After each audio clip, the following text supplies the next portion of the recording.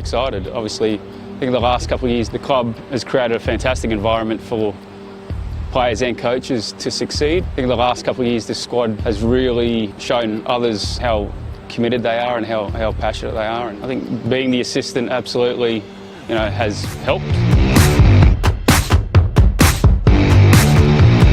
Yeah, we're obviously ready. We've got the additions of Geordie Farina and Zach Maltby, so they're two exciting players. I think Geordie will bring different, dimension for us up front there, which we're looking forward to seeing, and it's another trophy on the line. So, of course, the boys are ready for it. We want to win. We didn't quite get the result last year that we wanted against Peninsula, so we're a bit disappointed. So hopefully this year we can change that around. And yeah, it's just going to be like another game for us. Take it as it comes and go for it.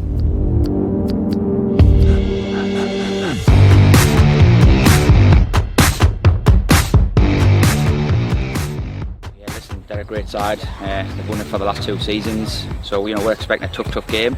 But we'll go down there. Nothing to lose, nothing to fear, and it's a good judge to see where we're at in terms of they're the benchmark for everybody to get to, and we'll see how far behind them we are.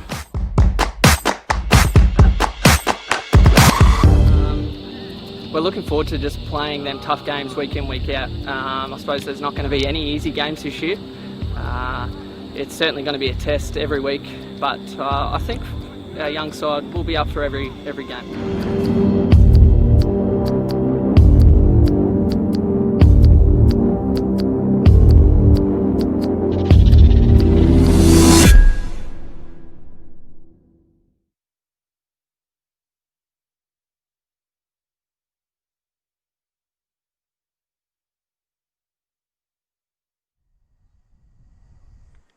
Well, good evening and welcome to Lions Stadium here at Richlands. It doesn't feel like it's been that long since we were last here for some footballing action, but get yourselves ready, strap yourselves in, because the National Premier League's Queensland season is almost upon us, but we've got a little aperitif beforehand to get things moving, and it is in the form of the Football Foundation Cup. Lions taking on the champions of the Football Queensland Premier League from 2019, the Sunshine Coast Wanderers.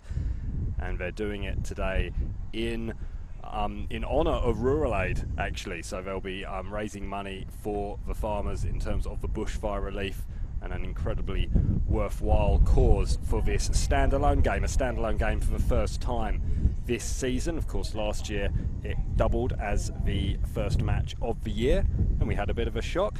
Who knows?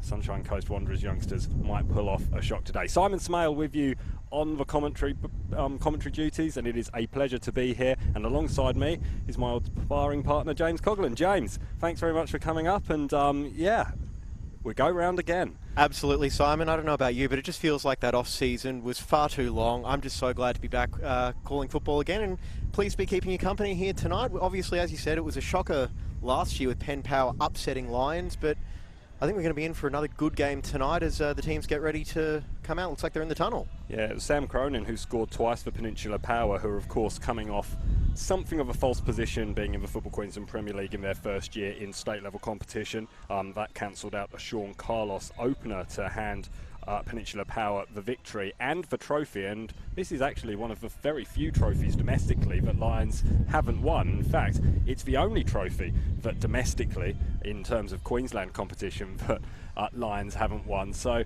they'll be keen to arrest that wrong today.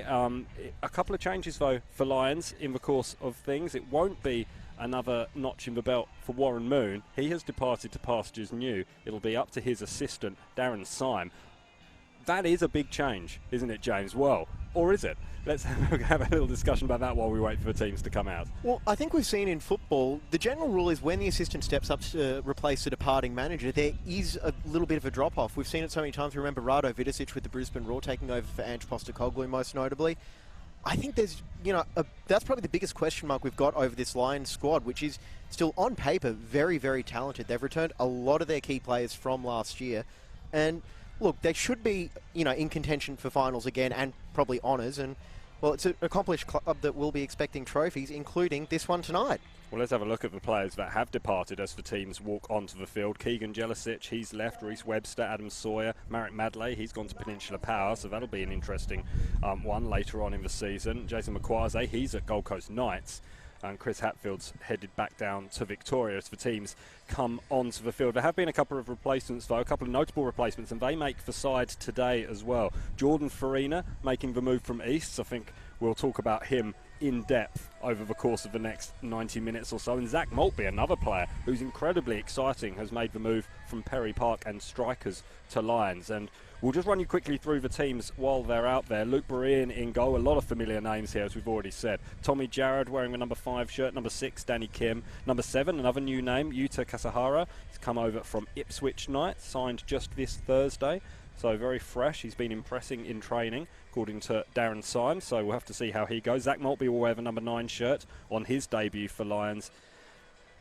Joe Duckworth, number 10, number 12, Sean Carlos, number 13, Henry Hoare, number 16, Josh Brindle-South. We've already mentioned number 18, Jordan Farina, and number 23, Nathan Reardon. A couple of missing names that are missing, not for nefarious means. Matthias Simic has just got a slight calf strain, and there's no Mitch Hoare either. Sunshine Coast Wanderers, there's been a fair few names that might not be familiar to a lot of football fans in the States, but we'll run you through them now anyway. Griffin Bambach is in goal. Jeremy Stewart, there's a name that's familiar to most Queensland football fans. He wears the number 2 shirt. Number 3, Tyler Morse. Number 4, Ariel Batista. Number 5, Ezekiel Hawkins. I've been told to keep my eye on him as he's a real live wire. He's come over from the Brisbane Roar. Ben Parkinson wears number 6. Number 8, Harry Arneson. Number 9, Riley Campbell. Moreton Bay United stalwart, of course. It's an interesting move for him. Jai Oakes, another former Roar player, wears the number 10 shirt. Number 15, Patrick Moore. And number 16, Nick Taylor. We'll talk about the substitutes as and when they happen, but it's a very young Sunshine Coast side. I think that's very, very clear. And I did speak to a couple of the coaching staff before kickoff, and they did mention that it was going to be a little bit of just a feeling out, just to see how some of the young lads go. But he did say that they're going to play some pretty exuberant football, and that's something that we should be looking forward to in a match such as this. Absolutely. Well, in a match like this, you've got nothing to lose. You know, it's a one-off game. Essentially, it's a cup final, so why not go for it in a game like this and really test yourself against a side that has been the benchmark of NPL football in Queensland for the last couple of years. We obviously remember Lions had that national run as well to the final, was it the last 2 years actually, so I think there's going to be pretty high expectations here at Richlands, and I've just got to say, what a view. Stunning sunset over the western part of Brisbane. Bit of a breeze. It's taken a bit of the edge out of the day because it has been mighty warm in the southeast corner of Queensland, as you'd expect. It is absolutely stunning conditions for football, though. And of course, a bit of an early mind game as well. Looks like the clubs are switching sides from the way that they came out. So Sunshine Coast will be defending the right-hand side of the screen as you're watching this on your phone, tablet, device, big screen TV, we hope. Big screen TV. People are going up in the world. I'm expecting mobile phones and nothing more.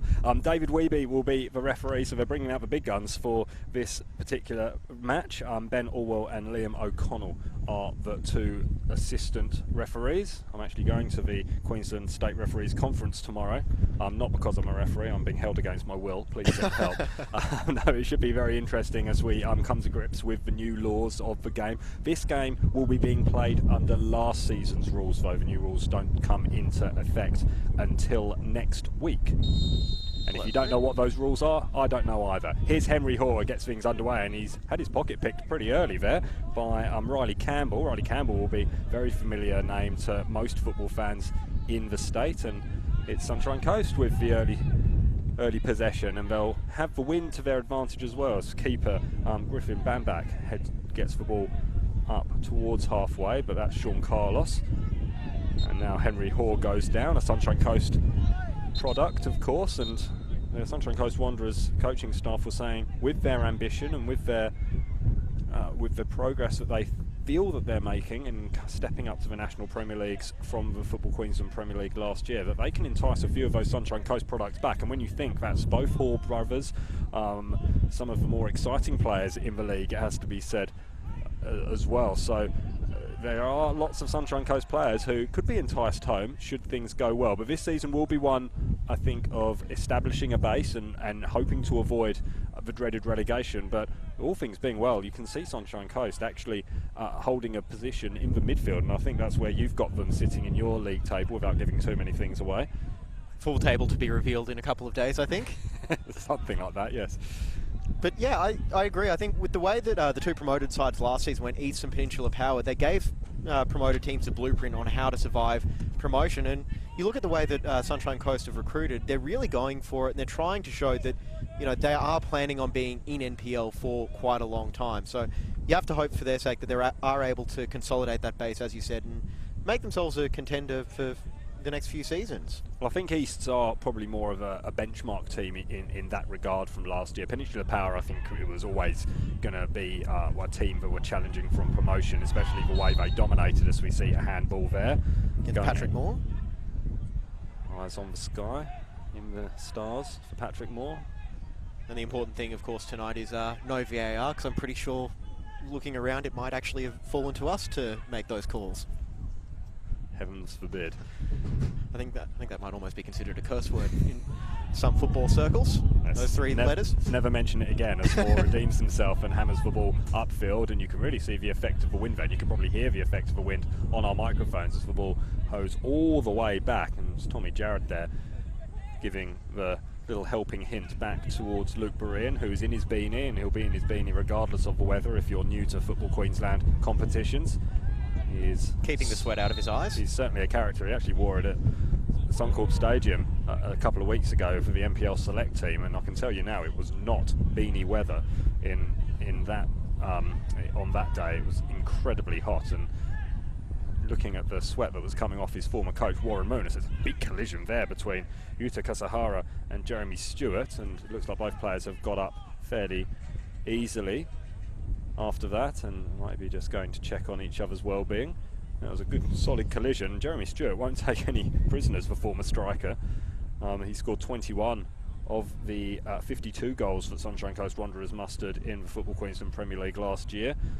It's going at just under 3 goals per game. Did only keep 4 clean sheets though in their 18 matches, conceding 23 goals, and they'll be looking here at the masters of the clean sheets. Luke Berean managed 13 last year. That's off the back of 17, I think, the year before. So they are the absolute masters, the defensive masters in this competition, are Lions. Or they're playing the ball around at the back a little bit dangerously as Tommy Jarrett takes the ball up, and he's going to go all the way back, I think, to Luke Berean, and Lions just struggling to set up their shape at the moment.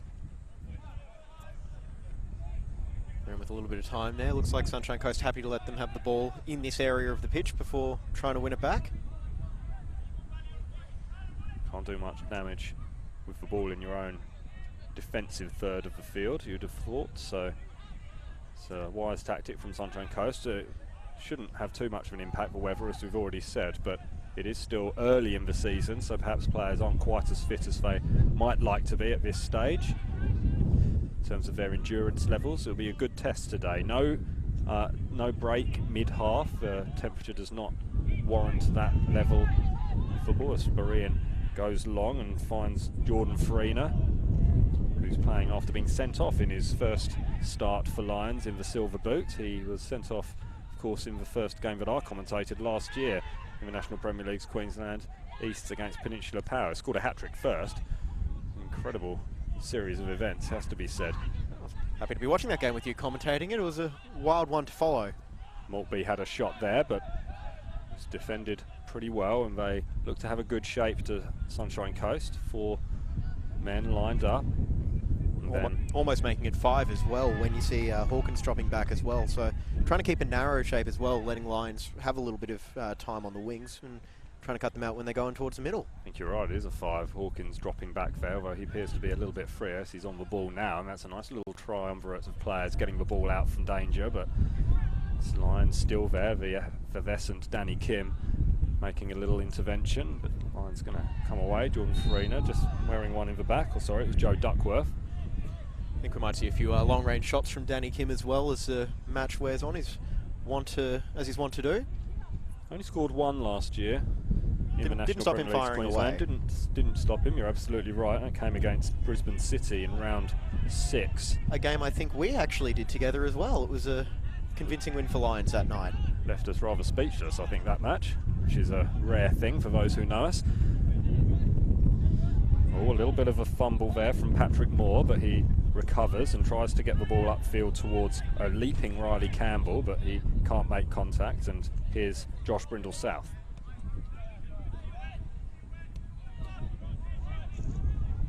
Just looking at the way Lions are lining up as well, they've got competition all over the park for those positions as well. You've got Andy Thompson on the bench, and obviously he'll be competing with Yuta Kasahara and Josh Brindle-South for one of those fullback spots as well, and he's one of those guys I rate really highly.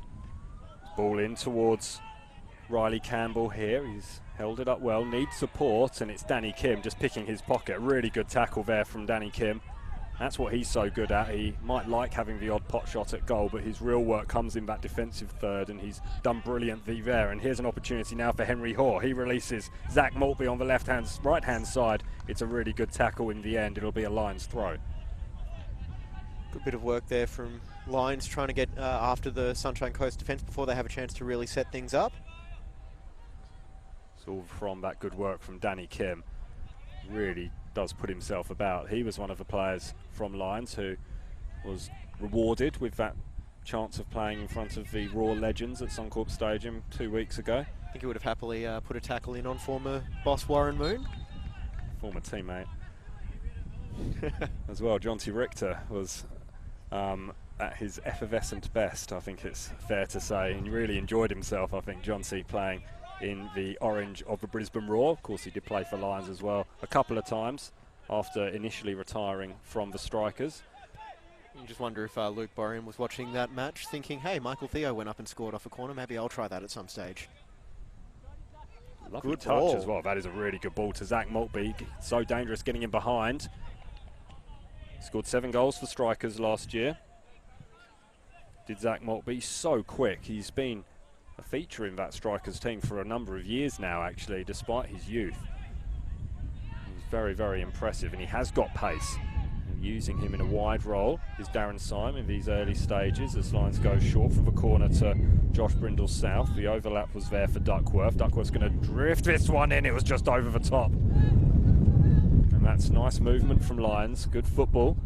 These early stages, just a little bit too far over the head of Farina, I think, who I was being told before is enduring one of his toughest pre-seasons that he's had in a number of years. He's been made to work pretty hard. He knows that he's going to have to work to stay in this team. He's coming in as something of a like-for-like replacement for Marek Madley, you'd think. You'd have to think, yeah, 20 goals for Madley last year, 23 goals in 24 games for East, and finished third in the Golden Boot, did Jordan Farina. So you'd have to think that they're going to be counting on him to operate, you know, a little bit wide as we're seeing tonight, and in some games he'll be playing as the out-and-out striker as well. He has those options, and Lions do have options in the attacking third, and here's one of them, Zach Maltby. Interesting move for him to come from Strikers to Lions. First time I really remember seeing him was here in the Golden Boot. I remember he scored a fantastic breakaway goal against Brisbane City in the semi-final of that competition. I have a feeling he might have scored in the final as well against Lions, but he's an impressive young player, and it'll be interesting to see how his career develops here in the orange and blue of Lions as opposed to the blue and yellow of Strikers. Play on.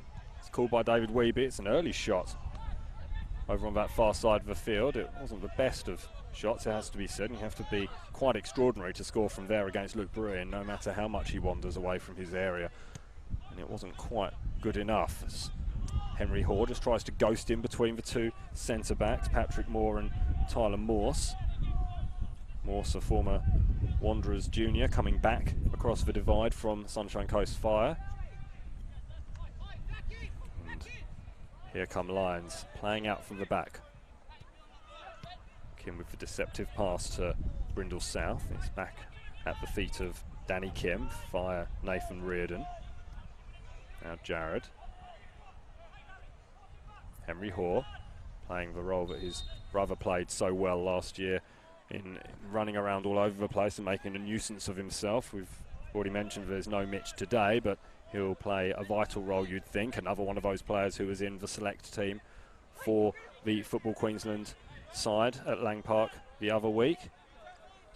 He's a real talent, and when he and his brother did play him, they didn't play a huge number of matches together last year. Henry Hoare only making a mid-season switch from Perth Glory as a free kick is given, and the Sunshine Coast bench, led by Paul Arneson, former Hartlepool player in the old English Football League.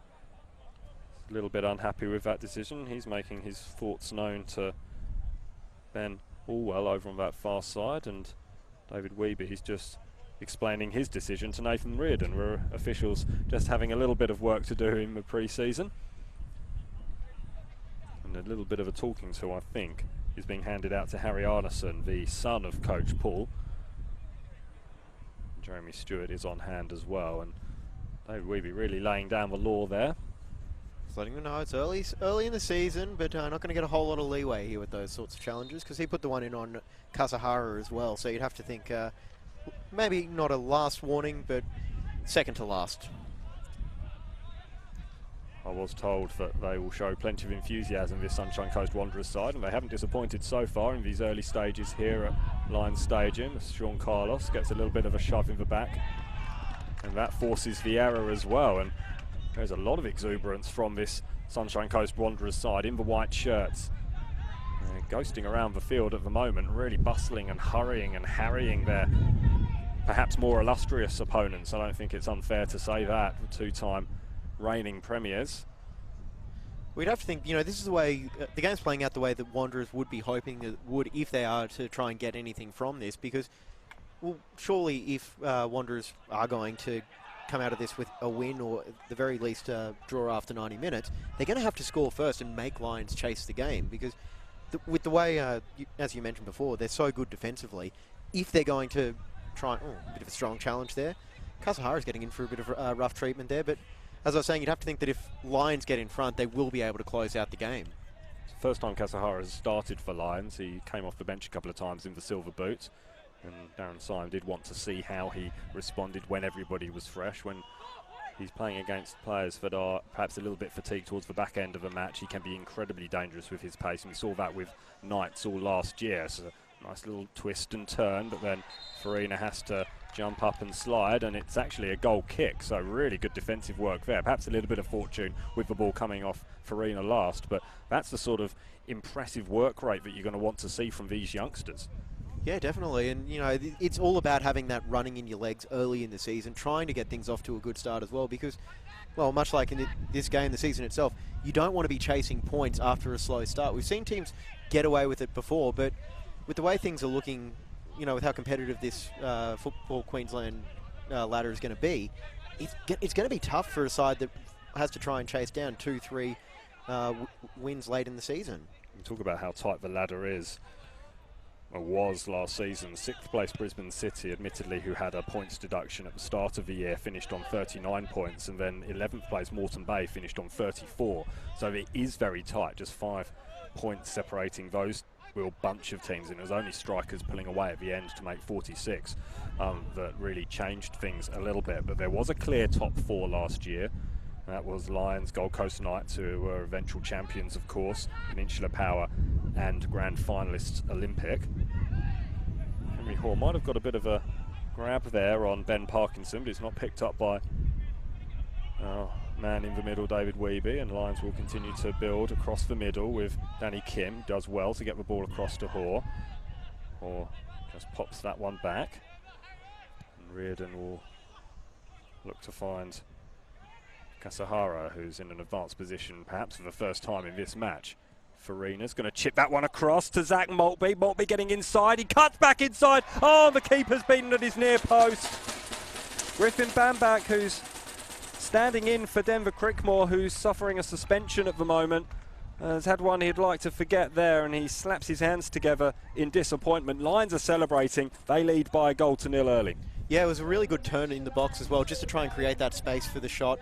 And yeah, as you said, it's one that you'd have to think Bumback will want to have back, and maybe try and scrub that replay from the record. But good bit of play from Lions. They've been slowly working their way into this game, and you have to think now it's all to do for the Wanderers, because I don't like their chances of trying to break down the wall at Richlands here.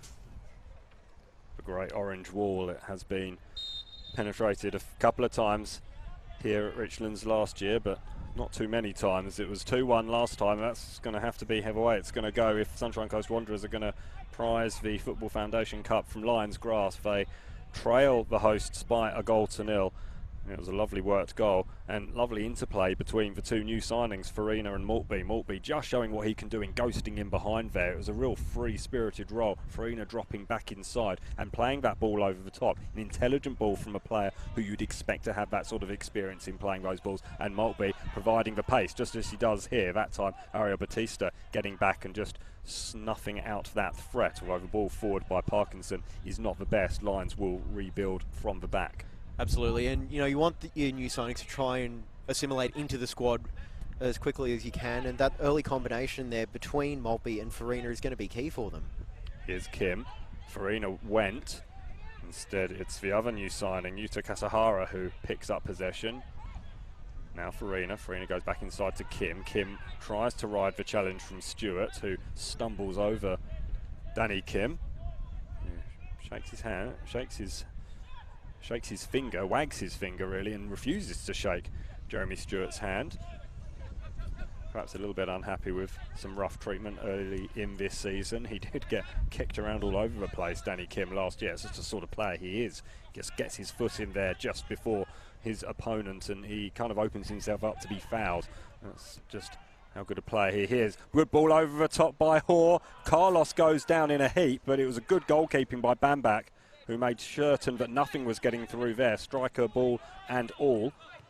That's what you want from your goalkeeper, a good bit of assertiveness, able to shake off that mistake from there, and also making sure that the little dink underneath wasn't able to get through.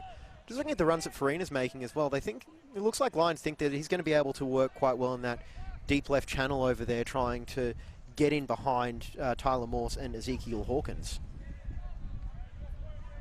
Seems like every time the Lions get the ball, they're trying to feed Farina, making that run in behind down there and trying to cut it back into the middle towards Duckworth or possibly even Maltby. Yes, into that front corner pocket. So good area for strikers to work in, and Henry Hoare, he finds good areas to work in all over the pitch, although he is dispossessed there. Really good tackle in the end over on that far corner of the field, but Wanderers give it away. Here's Josh Brindle South, doesn't score many. Might fancy having a dig here, but the chance never really presents itself for him. He's going to stay forward though. Danny Kim may look to find him. Instead he just tries to twist it in, and the ball does find its way to the foot of Josh Brindle South by hook or by crook. Here's Henry Hoare. I'm going to be honest, I'm going to go with Hoare a lot of the time when calling the brothers. The way they play, they do look identical. I know they have very different figures. Good little flick on. Comes up, the flag's up. Flag is definitely up there for Farina. It was a nice little flick on by Duckworth, you're right. Scored 2 hat-tricks last season, did Duckworth.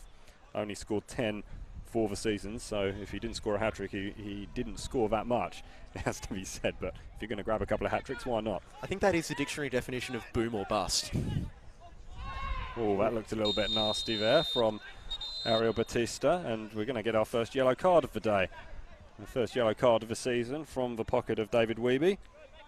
I think it was a pretty good decision, to be honest. Batista, not particularly malicious, but he certainly got all of his opponent and sent him pretty well flying. Good opportunity and a good position for Lions now to launch another attack from.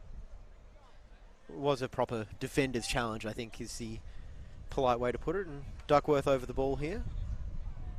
He's got a mean delivery on him, has Joe Duckworth. He's going to swing this one in, hoping for a flick. The only head, though, was that belonging to a white-shirted player.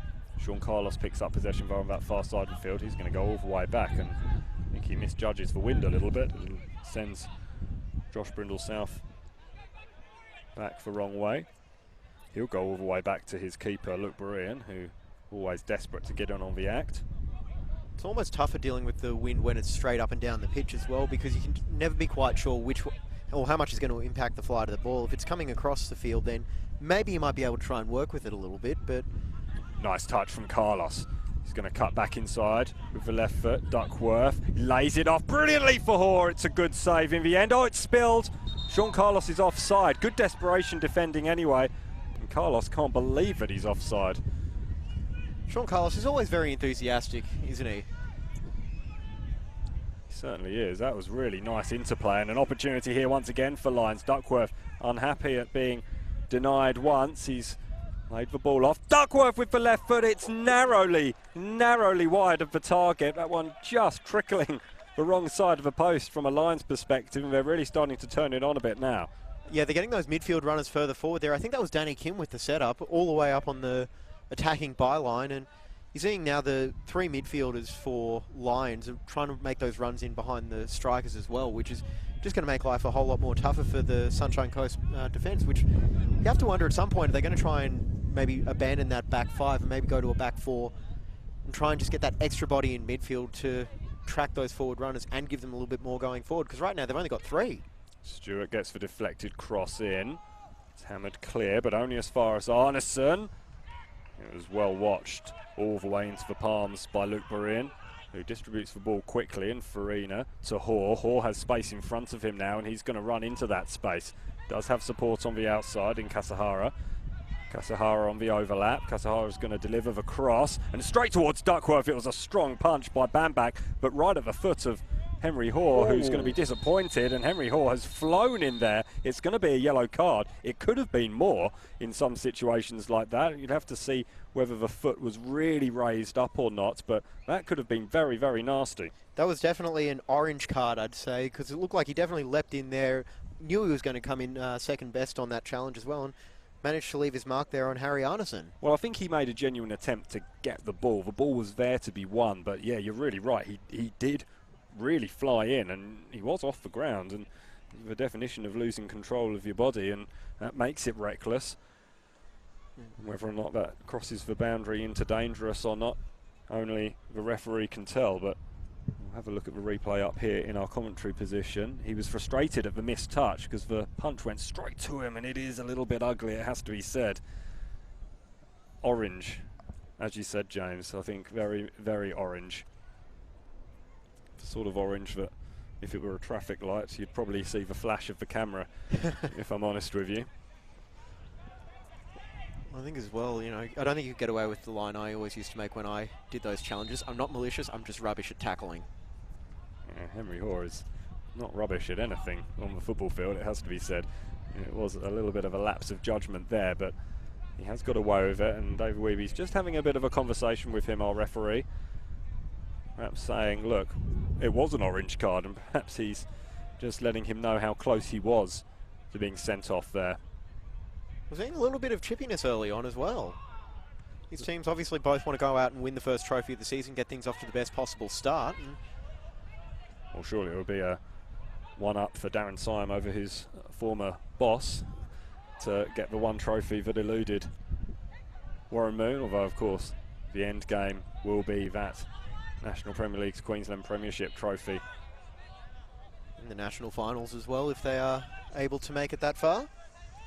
I face stiff opposition this year, you'd have to think. A lot of those teams in the top four looking very, very dangerous. And some of the sides on the outside as well, you'd have to think that, you know, you can make a pretty good case for another 3 or 4 of those to put in legitimate finals challenges as well. I'll talk about that more in the second half. Setting itself up for an intriguing season, it has to be said. But you would expect Lions to be there or thereabouts. Sunshine Coast Wanderers will have a learning curve on their hands. It'll be interesting to see how they do adapt. Nice little ball. Josh Brindle-South could have been offside. He wasn't. It was good defending in the end by Ariel Batista. I think Patrick Moore was keeping him onside there in the centre of the pitch. Well spotted, James. That's what I'm here for. It is a corner. Definitely not for my face, so... It's that gusting wind causing a little bit of problems. It's died down up here, but you can see the corner flag really flickering and fluttering. Corner is short as a result of that, perhaps. Brindle-South wants the return ball. It's a little bit too heavy from Henry Hoare, and he's just not quite got his touch at the moment. Has the Lions midfielder, former Perth Glory youth player. I know those short corners will be making some members of our audience not too happy with that, who aren't big fans of that as a tactic, but well, you're never a big fan of it until it works. It's clearly something that Lions want to work on this near side, and using Josh Brindle-South, of course, who has A-League experience with Wellington, 4 matches he played for the team across the ditch. It is interesting to see how they use him because he is an incredible talent, it has to be said. And a little bit of an overlap here now. Hoare plays the ball forward towards Maltby. Maltby pressing, and here is Josh Brindle-South. Hoare, Maltby wants it. Hoare's going to go all the way back though to Nathan Reardon, who then goes across to Jared. Of course, Matthias Simic coming back into this team, or could come back into this team. Will come back into this team, you'd expect. Ball played in nicely by Maltby, a little bit too heavy though for Danny Kim, of all people, to be right up chasing into the penalty area. Total football from a team in orange. Sounds a bit familiar. Just checking in on the comments on the live stream as well. Very pleased to have you joining us on the Football Queensland Facebook page and YouTube channel. We've got Sarah Williamson watching all the way from Belfast. So very pleased that you're spending your Saturday, I'm assuming, morning with Simon and myself. Got Josh. Dear Dot, can I support you? Big part? Bit of Irish for you there. Ah, there we go. Struggle enough with English. Some Sunshine Coast fans in the comments, do leave your comments. Let us know where you're watching from. Let us know what you want to know ahead of the season. I'm sure James is eager to dish out his predictions. It's a bit of a sneak preview. There's some nice interplay on the edge of the penalty area here. Leaves the ball for Stewart. He's going to play the ball out wide though to Jai Oakes, who's made his way up to the Sunshine Coast from the Raw. Can't keep the ball in, and then there's a whole lot of pressure being put there by Ben Parkinson. There has to be a free kick, doesn't there? In fact, it is a free kick. It's gone the other way. Sunshine Coast have a free kick in a very promising position to deliver a ball over the top, and some of the bigger men are making their way forward. Nick Taylor on this near side, who spent 18 months on the sidelines, didn't play at all last year. He's on his own at the back post. If they can find him, that's where the ball's aimed. You have to think that's one area that Sunshine Coast might be able to get back into the game is through set pieces, because just looking across the park and... First time shot, and it's a vacant goal. And that would have been interesting. Harry Arneson. You have to have a lot of belief to have a first time shot like that, and he was only a matter of a metre or so away from finding the back of the net, and that would have left egg very firmly on Luke Berean's face. Well, he said very exuberant, the coaching staff, before kick-off, and that's exactly what we're seeing. That's a lot of belief, and that's a lot of excitement. I'm never averse to seeing some long-range shooting, and with Luke Berean, that's something that teams are going to have to look at, and have indeed looked at. Us good strength from Duckworth. It's incredible that he managed to get anything on that at all, and he does win a corner for his side. That's excellent work from Joe Duckworth. Working 2-on-1 there, and is able to get the corner, which I think counts as a moral victory there for the Lions striker. And you see how quickly Lions can just get forward and get on the break. And you'd have to say also that Sunshine Coast giving Luke Berean and Lions themselves a reminder that even though it's only 1-0, this game is far from over, and they've got to make sure that they try and stick with it as well. And you'd have to think Darren Syme wants them to put in a full 90-minute performance as well. No shutting off here. Luke Berean, as if to underline his belief in himself, is standing on halfway at the moment as his corner is swept in at the near post. It's bobbling around there, and it's in the back of the net. Is it? It is. Who's celebrating? I think it's like Sean Carlos. Bit of a near post scramble there, and just pinball, and Carlos there to take the opportunistic strike. See what happens when you deliver the ball straight into the box. Oh, it's one of the first corners direct that we've seen, and it wasn't the best one, it has to be said. So it's actually number 9, we're being told by our producers down on the sideline. So that will go to Zach Maltby. Zach Maltby getting his second of the game. Good start to life as a Lion for Zach Maltby. In the right place at the right time. Goal once again for Lions by number 9, Zach Maltby. Been confirmed by our ground announcer, although we do take some of those information with a pinch of salt. Give it to Sue, I'm sure she'll get it right there. What can Sunshine Coast do here? They'll go straight on the attack again. This is a promising attack. Nice football over there on the far side by Riley. Campbell can only find the side netting. Off balance, severely off balance actually. It was good defence from Kasahara. Didn't want to commit, but just did enough to force his opponent off to the side, and that was good defence from Lions, and a good opportunity for Sunshine Coast. You're at your most vulnerable just after you score. We've said that about 1,000 times on these commentaries. Good little intervention there by Batista, just picking the pocket of Maltby. Just having a look at Lions. Obviously, they're debuting their new kit tonight as well. Seen them teasing it on their social accounts throughout the day, and almost loath to say there's a tinge of Melbourne victory to it, isn't there? I did like last year's Lions kit, it has to be said, but a lot of teams debuting kits at the moment. I do quite like the look of Brisbane City's one, it has to be said. Got to change the numbering on the back this year? We can only hope. Last year's gold lettering was not the greatest, especially under the lights at Corporate Travel Management Stadium. But we'll have an opportunity to see all that in action. So, Brisbane City in action at Redlands Compass Grounds, which is still the Cleveland Showgrounds. It's just been renamed. A little bit too much on that pass there for Brindle South, but he's keeping the pressure on here. He always does, and there was a little bit of pressure coming in as well from Duckworth. That's what Lions are good at. They do continue that pressure, and they press just as much in that final third as they do in their own defensive third, and indeed in the middle of the field as well. It's been a real feature of their game. The pitch is a little bit smaller than it normally is. The Lions have been bought in for the W League season. A lot of Brisbane Roar matches being played here. Just one more regular season Brisbane Roar W League match to play here at Lions Stadium. That's a wicked cross that came in from Zach Maltby. Still there for Lions through Henry Hoare. Brindle South with a dig. Was there a hand out there? That was off a hand, definitely. It was the elbow, wasn't it? The elbow was raised as well. And a yellow card is being shown to Josh Brindle South for his protestations.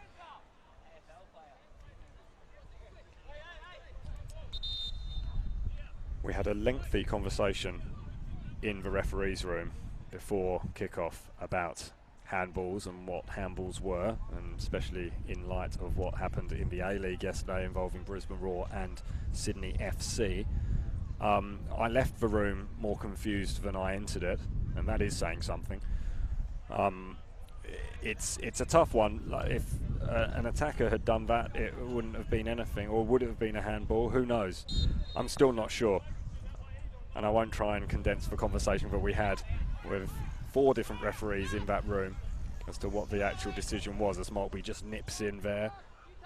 Arneson getting a little bit caught out when trying to play the ball through to Batista. Batista with the throw, putting Bam back under pressure. Does well in the end, does the keeper, and here comes Arneson playing the ball forward towards Campbell. Campbell getting caught though. Moore had to be strong and was. Arneson to Campbell. Campbell has his pocket picked, and that's his opposite number, Zach Maltby. Fantastic tackle there. And I think just on the handball rule, I think the way to commentate it this season, our official line is your guess is as good as mine. I think that might have been a penalty, I'll be honest with you. I think it definitely hit his hand. It looked like the arm was up, but you do have to argue natural position, because when he does go to jump, obviously we can't get the camera on us, nor do I think we really want it on us at the moment. When you go to jump, your arms are naturally raised. I always go back to the argument of Vinnie Grella, 2007 Asian Cup quarterfinal against Japan, sent off for essentially jumping. So it's a fair debate to have, and one that I don't think we've actually got time for, despite the fact that we're only midway through the first half. Free kick taken quickly, and Zach Maltby's ghosted in behind here. Not the best first touch, but he still has possession, still has time. Now he has support in Henry Hoare. Henry Hoare getting the ball caught a little bit under his feet there, and then a really good diving, sliding tackle. The attempted clearance only going as far as Josh Brindle South. Here's Maltby again on this near side of the field. Kim, acres of space in the middle, hasn't time to pick his pass. That pass is towards Joe Duckworth. Duckworth tries to, thread the eye of the needle really. Doesn't quite come off. There's a player down. That player is Nathan Reardon. Looks to be in a bit of discomfort. He's back up off the field, and it was the tackle by Jeremy Stewart. The ball is still in on the byline. Takes a deflection and is out for a throw-in. David Wiebe is going to have a little discussion with Nathan Reardon. No, I don't think it's Nathan Reardon he wants to talk to. Danny Kim, I think, making his opinions known a little bit before, and just reminding everyone who is in fact the judge and jury in this match. And while the opposition attorneys might want to make their case, we only have one sole decision maker here. David Wiebe was very clear in saying that he did see the foul by Stewart, and allow play to continue. And I think that's fair enough, and that's the argument that he'll be putting forward towards Nathan Reardon. And again, it's an argument that will only have one answer because, as you say, the referee is judge, jury and executioner in this case, and perhaps Nathan Reardon just wanting a little bit of clarification on that point, and Danny Kim, justifiably perhaps, just questioning why he didn't get given the free kick, or indeed go back for the free kick when the advantage hadn't been played. But the advantage rule is a little bit of a foggy one. I don't think you can go back after Lions played the ball forward, at least those couple of passes. Anyway, play continues. Here's Riley Campbell. And we do want the game to keep flowing as well, so you can't argue with the referee when he does try to give a team in an attacking position the chance to try and play it forward.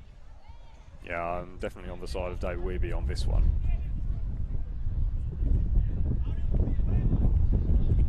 Up comes the wind again. Feels like it's slightly changed directions, coming from behind your camera and across the field diagonally.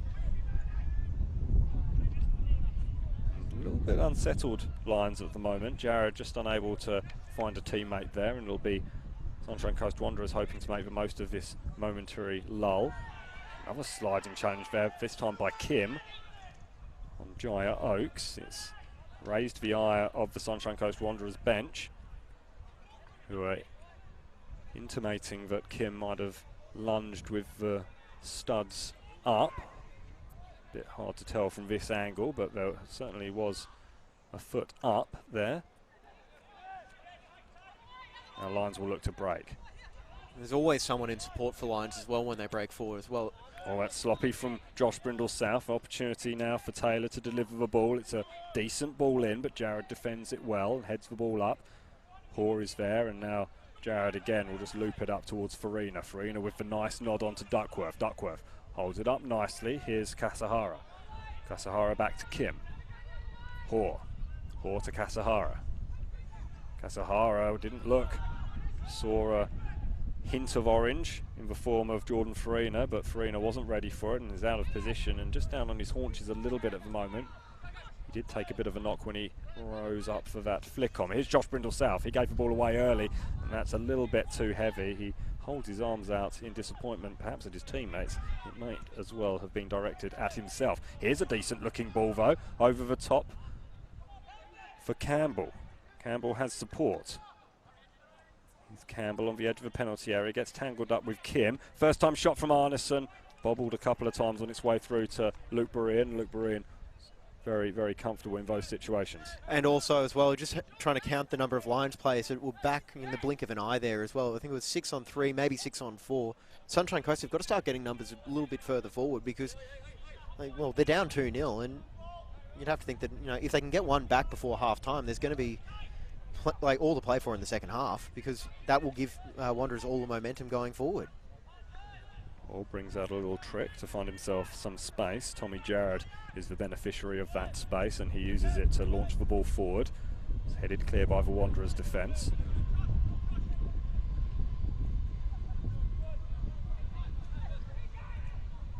As you were, this time Jarrett goes along the ground and Josh Brindle South goes forward.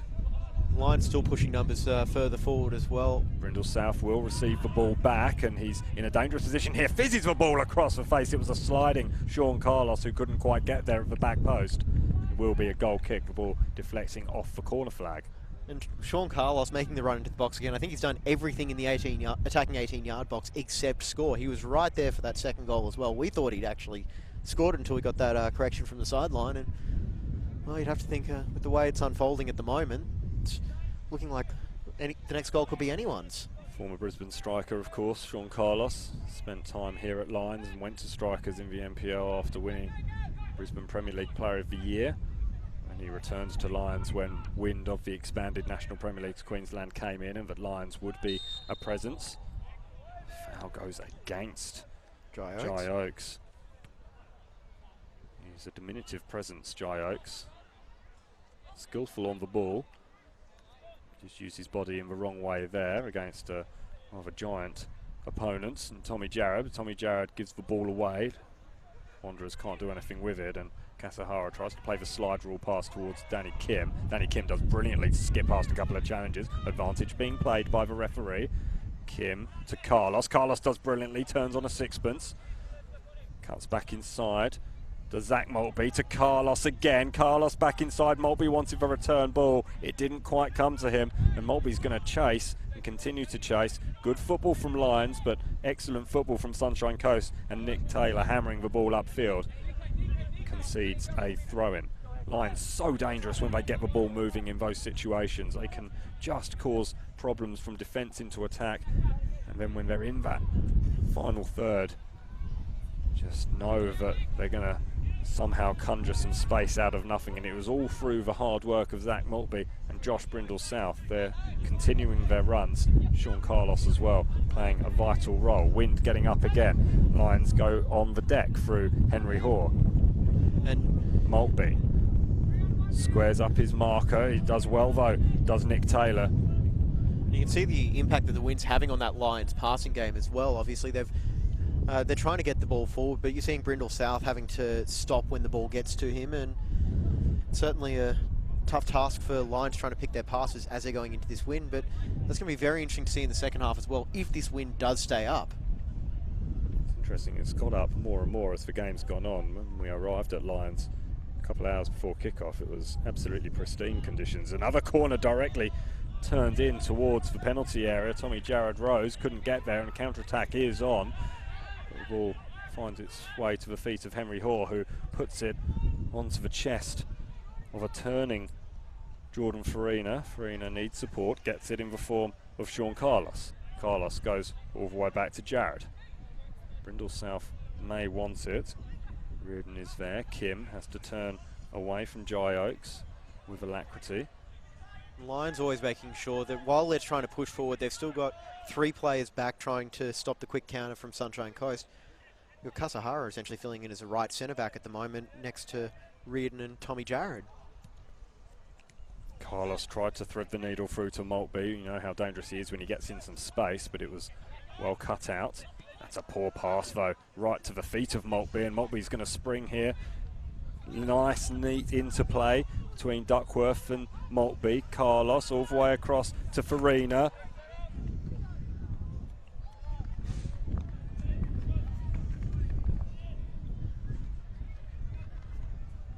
Some notes disappearing off into the distance. Let's just hope they were for last season.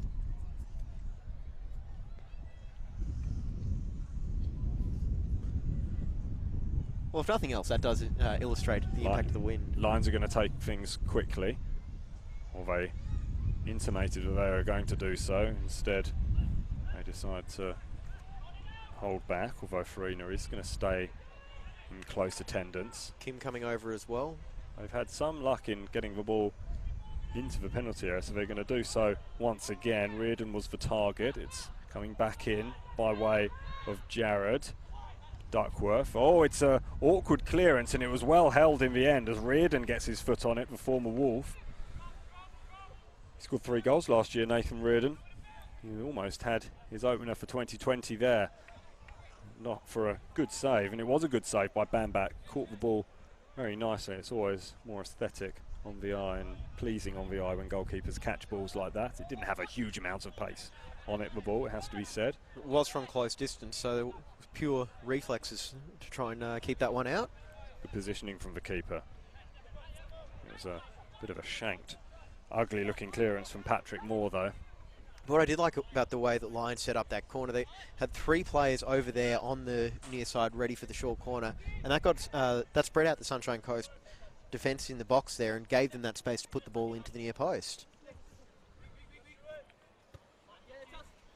Olympic were the ones who had 3 players in a line at every corner last year in varying distances on an angle from the corner flag, allowing those different options. Always caused some confusion in the opposition ranks. See what Ben Khan can do with his Olympic side this season. Was there an offside up? Josh Brindle South was dangerously close to keeping Jai Oaks on side there, but the flag did go up over on that far side of the field. There are no complaints from the Sunshine Coast Wanderers bench. They do have a slightly better angle than we do. I will trust the angle, the viewing angle of the people actually in line with it than what we've got from up here. Josh Brindle South was dangerously close there to being caught out. He just fell asleep for a second, and that's all it takes sometimes. You have to say, on the whole, though, Reardon's done a fantastic job organising that Lions backline so far in the absence of Matthias Simic. So, overall, there's not a whole lot of complaints for the way that Lions have gone in this first half.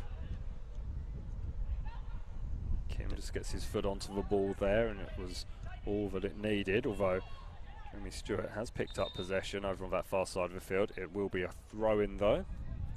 So Danny Kim is the exact opposite of John McLean from Die Hard, always in the right place at the right time. How long have you been waiting to use that? I don't want to say for fear of self-incrimination. Luke Burrian looking to run down time, I think. We are approaching the half-time break. And it doesn't seem like Sunshine Coast will mind too much about that. It's Riley Campbell belatedly looking around thinking, oh, should I play, at least make an attempt? A show of going towards the ball, and it was all in vain anyway because the whistle has gone. Lions with a rather commanding 2-0 lead, you has to be said, going into the second half. They are comfortably ahead. They've dominated in almost every facet against Sunshine Coast Wanderers, but that's not to say the Wanderers haven't played their part. They have had opportunities. They're not really committing too many men forward, though. That's something they might have to change in the second half. Absolutely. We've seen it all along. They've had 3 or 4 players going further forward, but I think we might see a bit more of an open attacking Sunshine Coast Wanderers in the second half because it's a cup game. What have you got to lose? Now, Josh Brindle South is just having a conversation with referee David Weeby about that handball decision. That's something that we might have a quick discussion about at the start of the second half when we come back. Now, David Weeby did seem to intimate then that the hand was above the head. And was that a natural place for it to be or not? It seems to me that it is not a natural position of the silhouette or whatever you want to call it. It seems to be with the ball by, or the arms by your side in this I guess male toilet symbol pose is what I'm calling it, although I didn't help the Raw yesterday, of course. It's interesting that the referee would say something like that. Of course, we don't know what was being said. Perhaps he was just asking whether that's what Josh Brindle South was saying, because I didn't see any hand movements from Josh Brindle South. But it is an interesting point. It matters little, I think, in the grand scheme of things, although Lions will certainly disagree if the match starts to get away from them. But it's going to be a talking point that handball rules as they are at the moment. It's just going to be an interesting way how they're going to be interpreted all across the season by various different referees. A couple of final thoughts before we head to a short break. Well, I have to say, we were wondering where the goals were going to come from Lions, and Zach Maltby's stepped up big with the first half brace. Yeah, it's been impressive from Zach Maltby. I've enjoyed how Jordan Farina has linked up as well, though he's drifted out of the game towards the end of that first half. Anyway, we'll go to a short break with a few messages, and then we'll be back for the second half of the Football Foundation Cup here at Lions. It's Lions 2, Sunshine Coast Wanderers 0.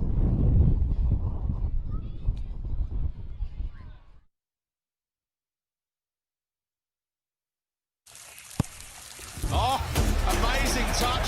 Spectacular. On the cross, a towering header. The keeper's out. The net's open. Some people can't hide their passion. Don't hide yours. Join our team. When you're smiling, when you're smiling, the whole world smiles with you.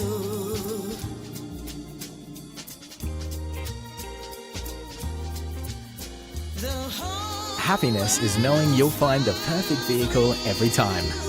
Thrifty, smiles all the way. When you get to your 70s, you want to still keep moving, and that's the whole idea. And then with this sport, you get your aerobics because you're walking, and people think walking. Well, you can see behind me we're getting a workout. Of course, the accent here is on passing, so you've got to use a bit of brain power as well, and it improves your balance because you're standing and you're over the ball. I'd highly recommend it. I mean, I can't wait to get here each week.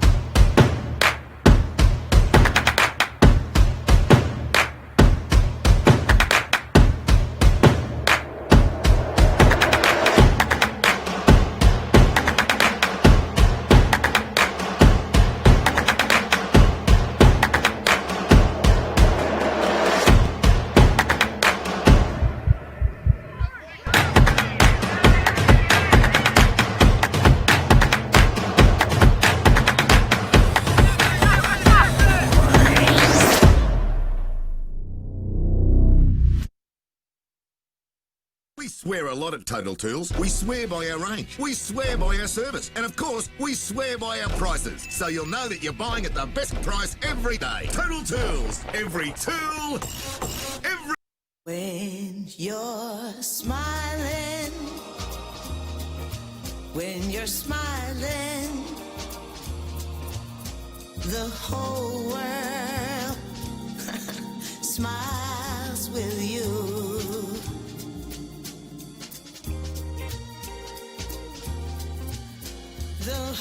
Happiness is knowing you'll find the perfect vehicle every time. Thrifty. Smiles all the way.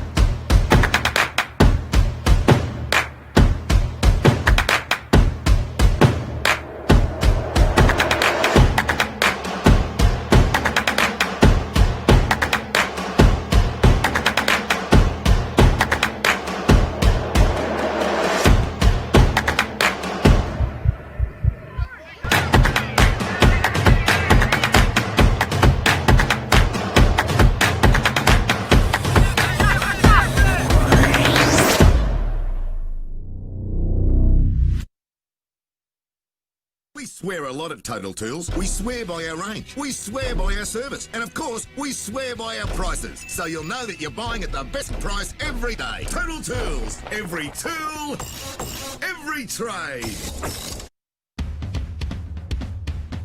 When you get to your 70s, you want to still keep moving, and that's the whole idea. And then with this sport, you get your aerobics because you're walking, and people think walking. Well, you can see behind me we're getting a workout. Of course, the accent here is on passing, so you've got to use a bit of brain power as well, and it improves your balance because you're standing and you're over the ball.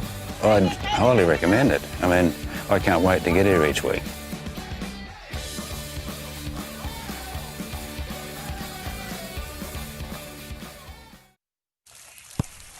Oh, amazing touch.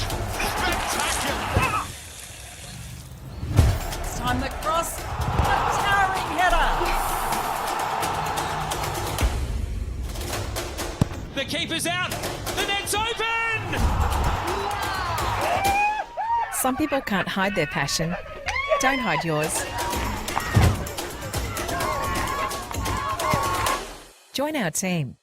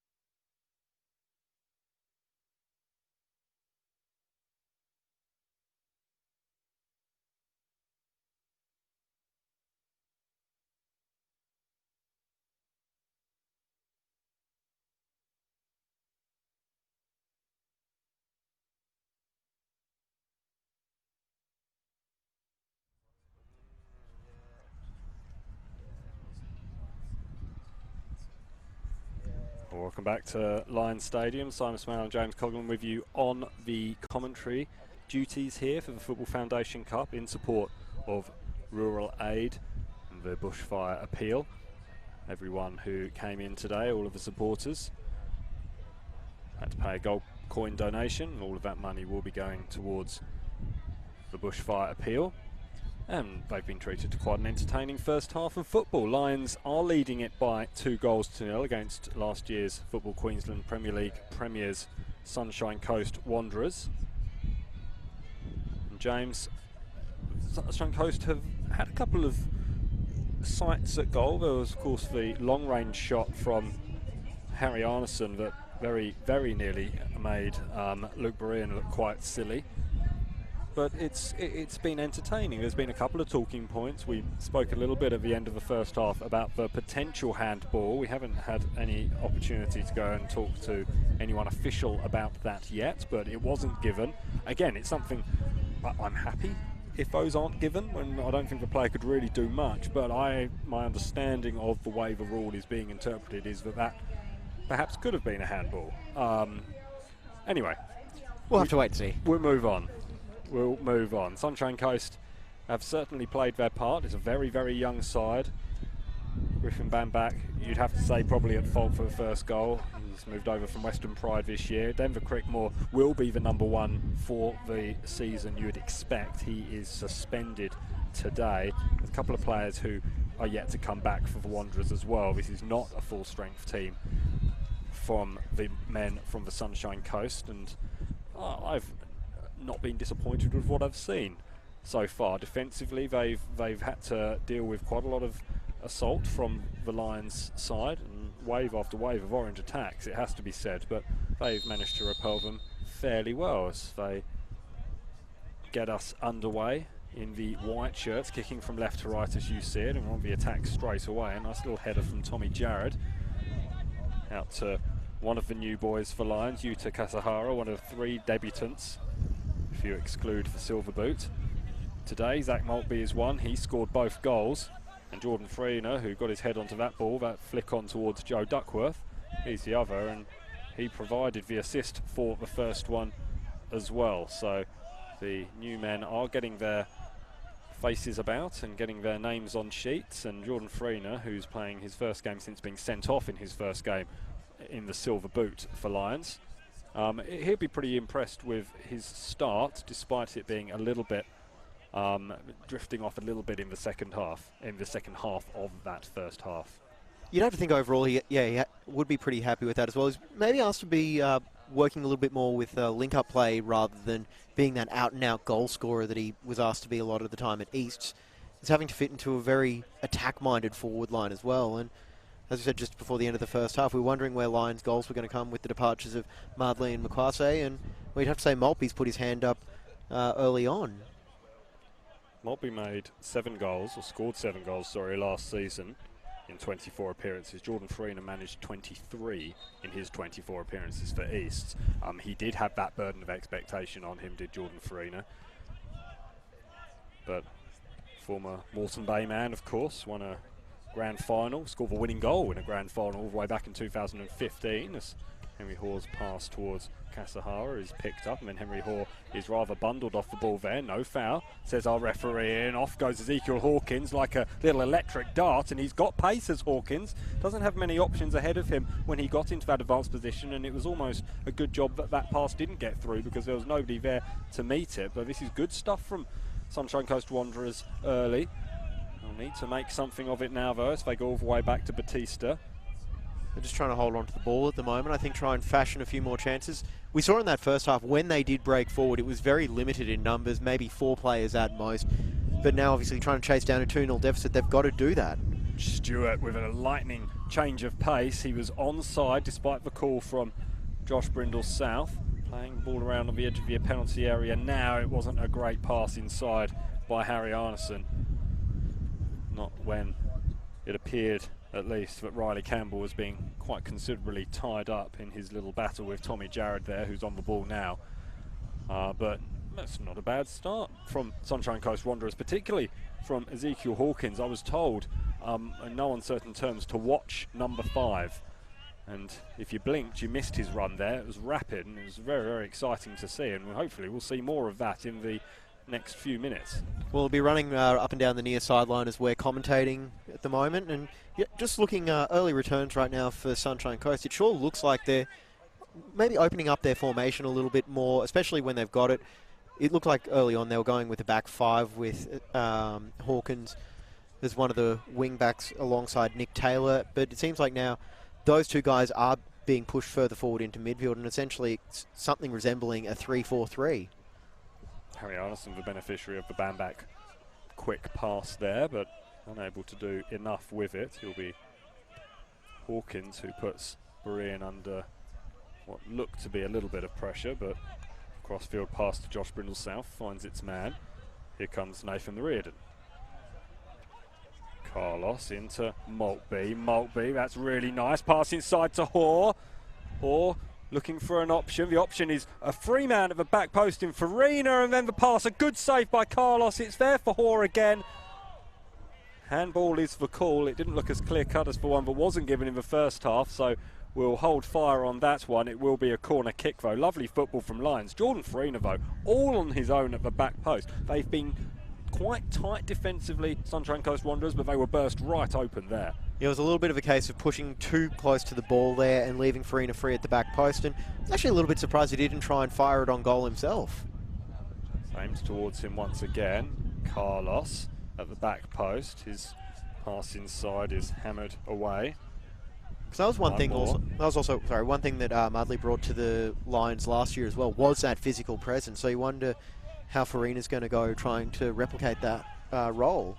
He knows how to play the game, doesn't he, Marek Madley, and certainly did that a lot last season. Here's Joe Duckworth. Here's Farina again. Well, Farina's going to have a go at curling that one. It didn't quite get enough. He's had a little sight at goal, and it was worth the effort, you have to be said. He had a little bit of space on the near side. Defender stood off him a little bit, Tyler Morse. And it is one of the, I suppose, catch-22s of trying to push further forward now for Wanderers. We've seen Lions be very, very ruthless when they get forward. Space for Jai Oakes, and all of a sudden on this near side for Hawkins as well. Hawkins back inside! It's a very good pass, and Riley Campbell couldn't quite get that one underneath the crossbar.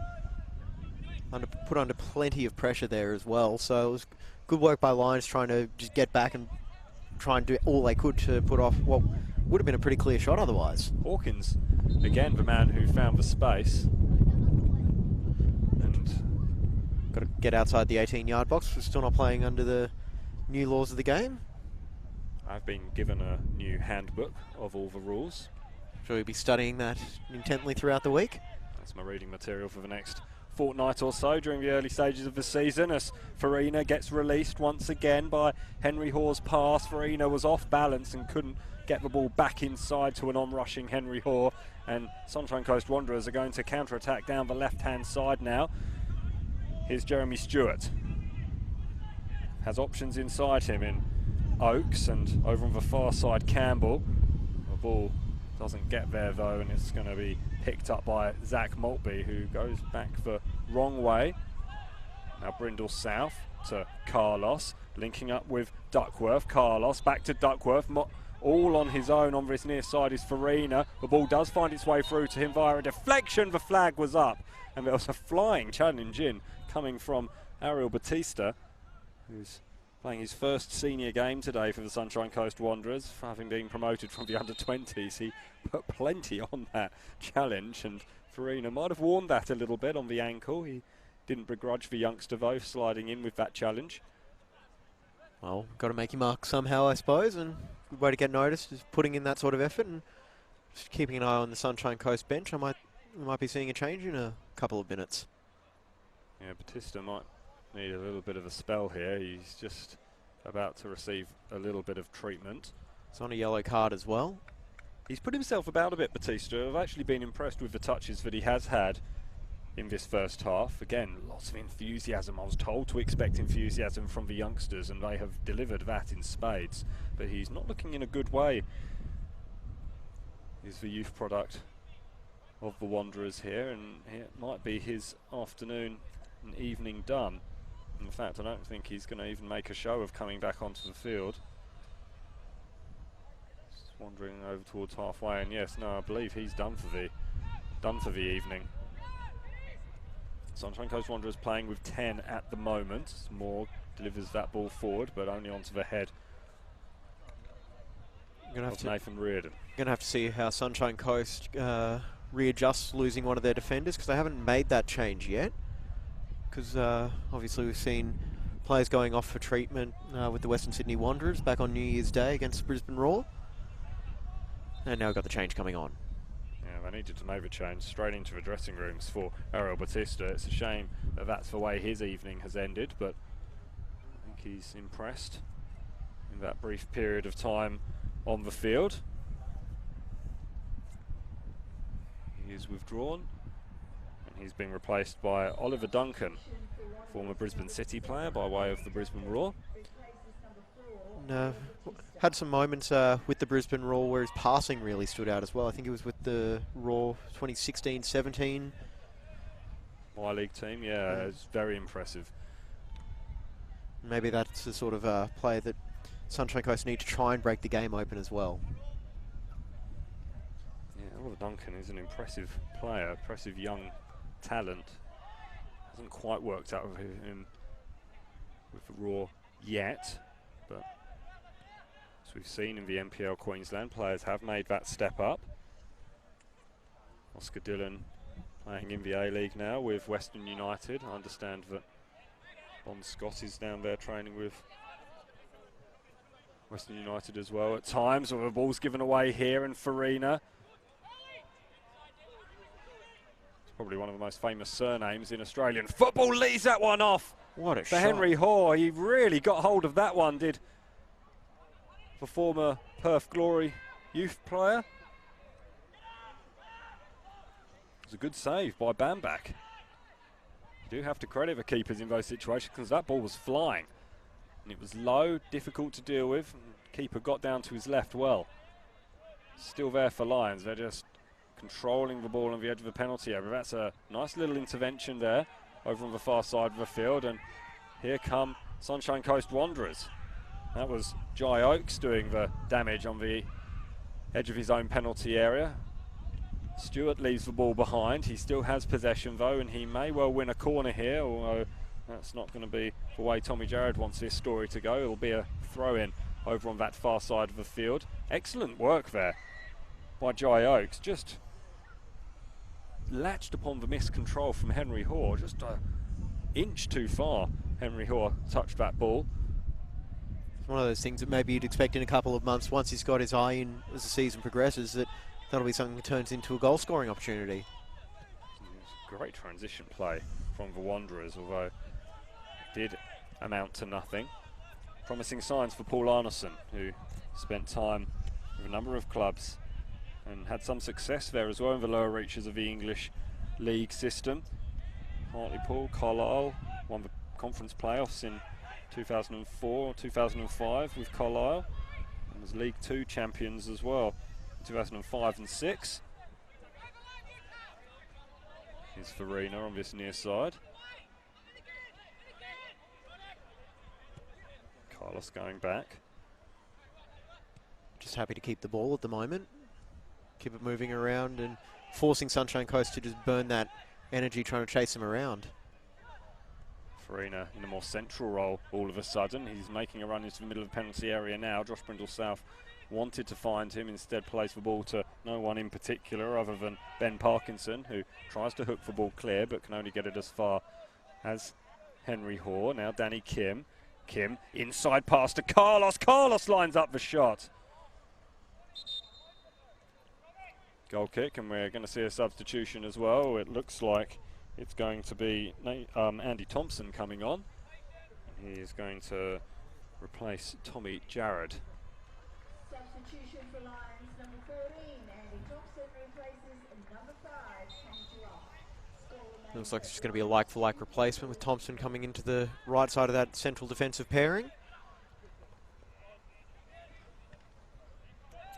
Normally played as a right fullback last season. More you can do. Lovely pass inside to Brindle South. Brindle South could have perhaps just chipped the ball over the top. Instead, he tried to square it to Farina. Some great desperate defending there from Hawkins to just keep it out of the path of Jordan Farina. Surprised Brindle South didn't go for goal there, but up the other end, Campbell with the cross. It was ill-directed in the end. And here come Lions over on that far side of the field. A little bit of pace there from Zach Maltby. We know what he can do. He won't be pleased with the final delivery though, and that was dangerously close to my car over in the car park. I was just about to ask, could you park up there? I normally like that higher angle. It's nearly cost me a couple of times, as Steve said, in matches here in the National Premier League's Queensland and National Premier League's Women's Queensland. Spectators enjoying the view from behind the goal there, away to our left. It's actually a pretty good spot. If you can't get in to the seats, you're probably seeing the camera shot there. You don't mind getting that up and down the field view. I'm partial to standing behind the goal, I have to be said. If I'm watching and not calling, it's normally a little bit easier when you are trying to identify the players. If you're on this side of the field though, here is Yuta Kasahara. Goes back inside. He's been told to go into the space that's incredibly empty at the moment. Goes forward to Jordan Farina. Farina's going to try and square up the exciting Ezekiel Hawkins. Bit of miscontrol there from Carlos. It's played forward by Duckworth. Sahara not quite able to find a man. It's one thing that Sunshine Coast is struggling with as well. Every time they go to clear the ball, it's somehow finding its way to, well, usually Nathan Reardon, and their Lions are able to just get back on the attack so quickly. Where two strikers do look rather isolated at the moment. Farina trying to thread the needle through to Kasahara, who made an intelligent run.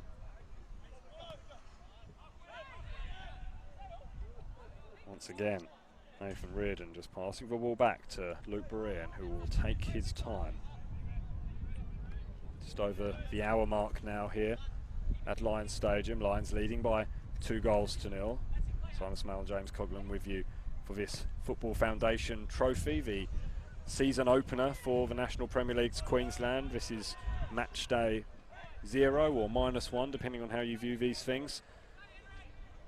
Doesn't count for competition points, but there is silverware on the line as Maltby goes back to Hoare trying to find Carlos, who with the cheeky back heel gets the ball picked off, and it was Ezekiel Hawkins who did the damage there. And that's a really nice ball forward to Riley Campbell from Jai Oaks. Campbell twisting and turning, and he could have done better with that opportunity. He does win a corner though. A few complaints there from Nathan Reardon, but changes coming for both sides as well. Substitution for Lions number 11, Nathan Shepherd, replaces number 7, Yuta Kasahara, only signed on Thursday, former Ipswich Knight, is making his way off the field. Seen him a couple of times for Ipswich Knights last year in commentary, and one of the more exciting players on that Knights team. The Knights team that didn't have a terrible season last year, considering the season they had the year before. Get an Ipswich derby in the FQPL this season as well. We want to keep our eyes open for. Yeah, it's probably one of the best supporter groups in the league. Out of Western won't be relishing playing in the Football Queensland Premier League, but they will be relishing a derby, that's for sure.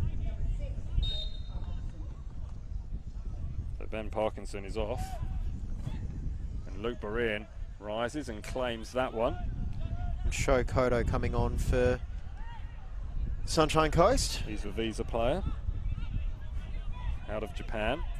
Oh, Zach Maltby, injection of pace, needs support, does have support in the form of Duckworth on the edge of the penalty area. The cavalry are arriving though. Here's Henry Hoare.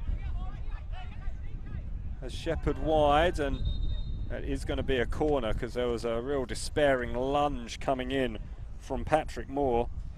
Another one of the under-20s who's been promoted this last season. Played 16 times in that Premiership winning team for the Sunshine Coast. And it did come off the young centre-back.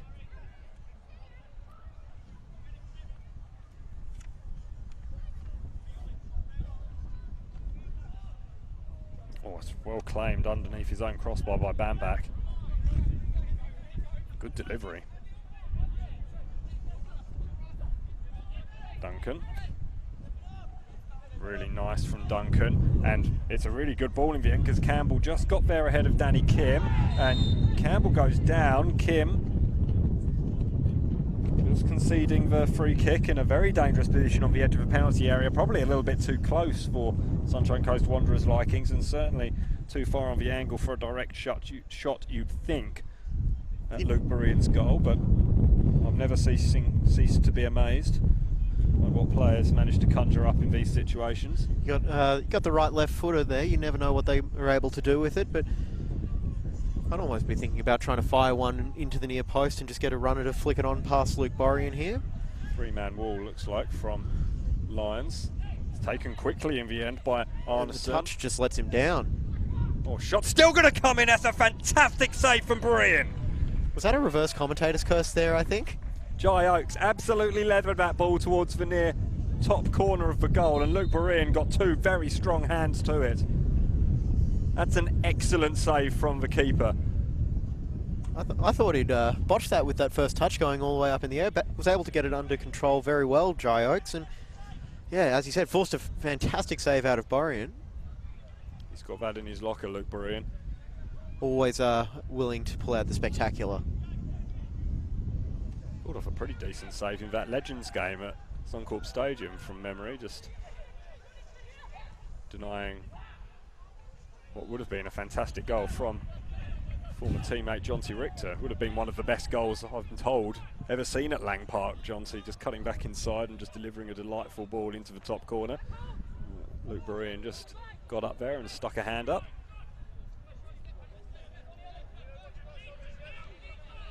Substitute Shepherd, just going back to Danny Kim. Kim wants an option on two readily available, so he'll go all the way back to the other substitute, Andy Thompson.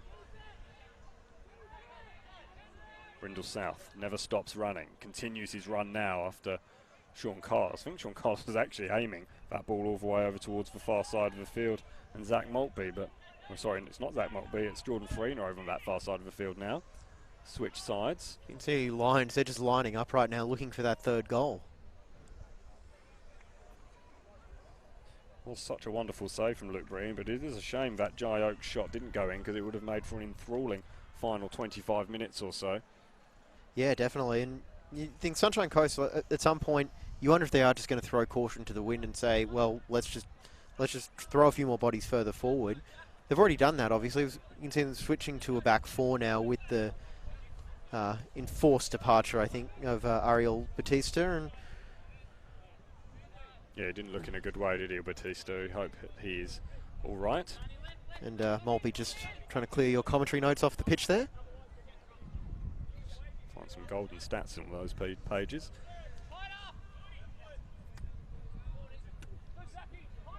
Chest from Koto.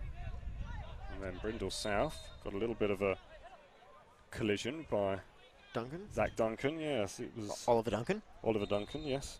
Zach Duncan, I think, is over in the Netherlands, I believe. Casting their net near and far.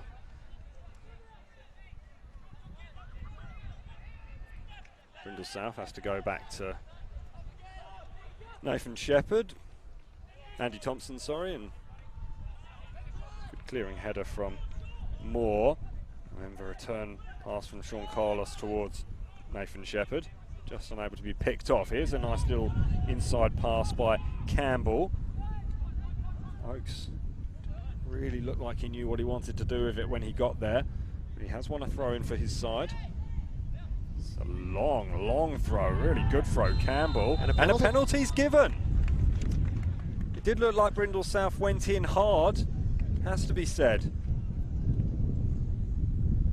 Jeremy Stewart would have known the contact or felt the contact as soon as it came and would have gone down, but it did sound like it was a fairly hard collision as well. Josh Brindle South can look as bemused as he likes.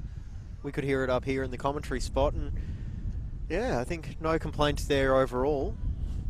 Well, here's an opportunity for Sunshine Coast Wanderers. Luke Breen just coming out and chatting to fellow veteran Jeremy Stewart, just perhaps asking him which way he's going to go. Let's put on something spectacular here from the spot. I wouldn't put it past him. David Weeby just going out and checking to make sure that nothing wrong was said. Just asking him which way he's going, surely. Wanted to be a part of a conversation, perhaps. Luke Breen making sure the beanie is not down over his eyes. Straight run up from Stewart. Down the middle, maybe? 21 goals last season. It's a brilliant save from Breen. Whatever he said, it clearly worked quite well. Oh, Luke Breen doesn't like conceding goals. He collects clean sheets like they're going out of fashion. And he's doing his best to earn himself another one here. The spectacular attempted from Jeremy Stewart, but it looked like it was half spectacular, half incredibly clumsy. Just like the challenge on Harry Arneson, it's a free kick in a much more dangerous position if you're going to have a shot direct. You have to say all the credit for that penalty save does have to go to Breen. He managed to, you know, pick his spot, dives to his right, and that was that. A couple more changes coming on now for Sunshine Coast.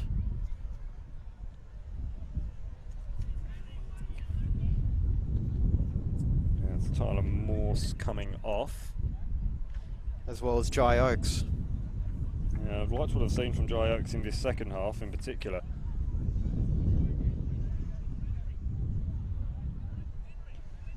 Looks like Jesse Gibbs, former Brisbane City player wearing a number 11 shirt, is on. So Sunshine Coast have emptied their bench then. Brady Williams also on the field. Just the goalkeeper Ethan Reid remaining on the bench. Free kick's going to come stinging in, and Luke Breen had to leap up to avoid being beaten once again. Protecting the cobwebs in the top corner of that net, definitely. The penalty was headed that same way, and then the free kick. Couple of good bits of action there for Breen. Must be an arachnophile, Luke Breen, because he saves spiders every single week. An absolutely brilliant save, a couple of absolutely brilliant saves in that top corner. Add to that the penalty save. Absolutely superb goalkeeping from the Lions, number 90. Depends if you're a purist or not, whether you like that, but he might have 90 on his back, but he's certainly number one in terms of Lions goalkeeping stocks, and arguably the league as well. And should make sure that we continue the crusade and refer to it as a penalty saved rather than a penalty missed. It's certainly a penalty saved. I'm sure Jeremy Stewart won't be overly impressed with the nice, comfortable height that it was delivered at, but it had enough power and it did need saving. Luke Breen just seems to have the mental edge over strikers across the league at the moment. So it's the power of the beanie. Cody Osterreich is the reserve goalkeeper for Lions on the bench today. 16 years old. I think he's going to have best seat in the house for most of the season. What a player to learn from, that's for sure. Shepherd makes his way to the byline. It's a good cross in the end. Duckworth was there. Sean Carlos mops up just on this near side of the field. Kim is going to be chased down by Koto. Brindle South, who gave away the penalty, had his blushes saved by his keeper. Oh, Breen's going to have to come out, and comes out well. Campbell did get a foot to it. Breen is herring back into his goal. He's going to have to be quick because Stewart's going to attempt the lob here. Brindle South doing just enough. I'm going to be honest, I thought Campbell could have gotten to that ball before Breen. He almost looked like he just took half a moment to think, oh, I might get there. And that half a moment was all it took for Breen to swing the boot. And he did only just get there, did the Lions keeper. Still plenty in this game. Lions lead by 2-0. I have Luke Berean to thank after a couple of very promising attempts from Wanderers, who are going against the wind now, although it is still in that diagonal across the field. It's just such an excellent save. Credit where it's due, and that's why he's one of the best goalkeepers in all of the NPL competition. Wouldn't look out of place in an A-League side, that's for sure. Here's Jordan Farina. Could have said about Farina over the years. I have to say, overall, I've been really impressed with the way Farina's acted as that almost playmaker out on the left wing rather than the out-and-out goal scorer.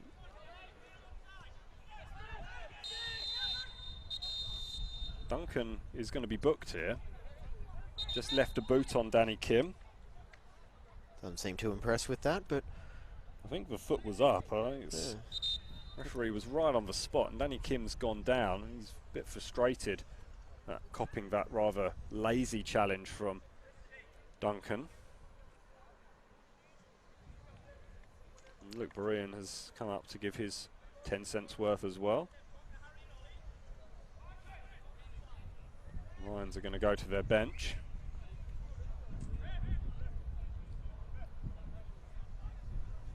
How's your eyesight, Simon? Can you see the number on the shorts over there? I can't, but I have a sneaky suspicion that it might be Fletcher McDonald, 18 years old, very highly rated 18-year-old as well, from South West Queensland Thunder. And it is Fletcher McDonald who's coming onto the field. He replaces Zach Maltby, who will be very impressed with his work today. 2 goals, a brace in his competitive statewide debut for Lions. A sign of things to come for Lions, but that player over there on the far side, Fletcher McDonald, he may well be the future as well, as Farina links in and gets a shot away at the near post. It was fumbled initially. Wasn't the strongest, most powerful shot I've ever seen Jordan Farina hit. It was on target, needed to be saved by the former Pride man.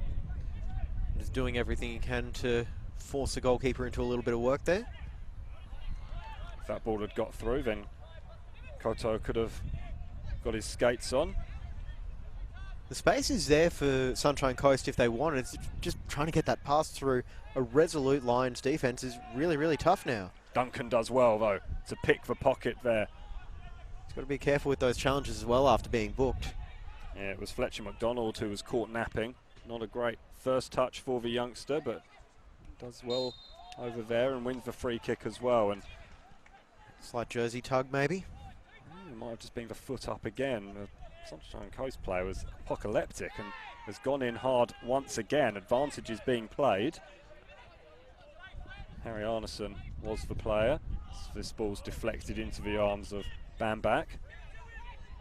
Welcome to senior football, Fletcher McDonald. Had a couple of nice little knocks in these early stages as Sean Carlos almost picks the pocket there in the midfield. Tempted to launch the counter-attack, but here is that space again, and it's Ezekiel Hawkins who's trying to exploit it. His only forward man, Riley Campbell, was offside, and because of that option being taken away from him, Hawkins ran down a blind alley filled with Lions. Which, in any situation you want to phrase, that is not somewhere you want to be.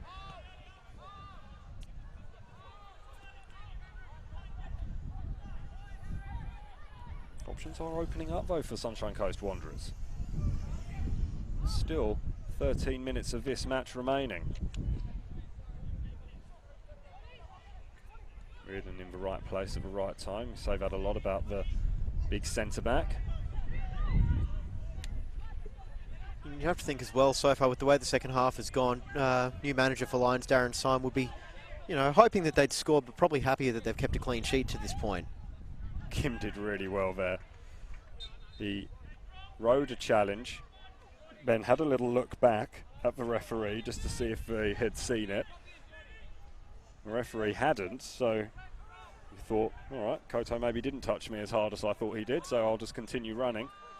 Unfortunately, the offside has gone. Jordan Farina looks like he's just not moving quite as freely as he might want to be. I don't know If you see that the same way as I do, James, he just appears to be just a little bit ginger after a couple of little knocks and a couple of little sprints. He's chasing down the exciting Hawkins now. Well, as you were saying in the first half, he's had toughest pre-season in a very long time, and he's gone through a lot of work tonight. He did pick up a little bit of a knock in the first half when he opened up a chance for Joe Duckworth.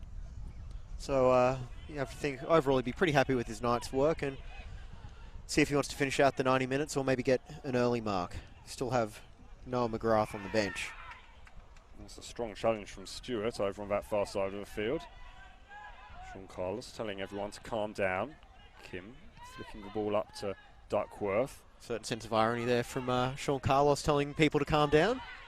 I will remain silent on the matter. Fletcher McDonald getting a neat touch as well. He's settled into this game after a couple of rough knocks. Here's Farina. He's looking a little bit freer now, although that pass isn't one he'll want to see again. It might work out for Lions though as Duckworth challenges. He is a little bit frustrated with Jordan Farina there. Wanted the ball played a little bit more intelligently from his wide man.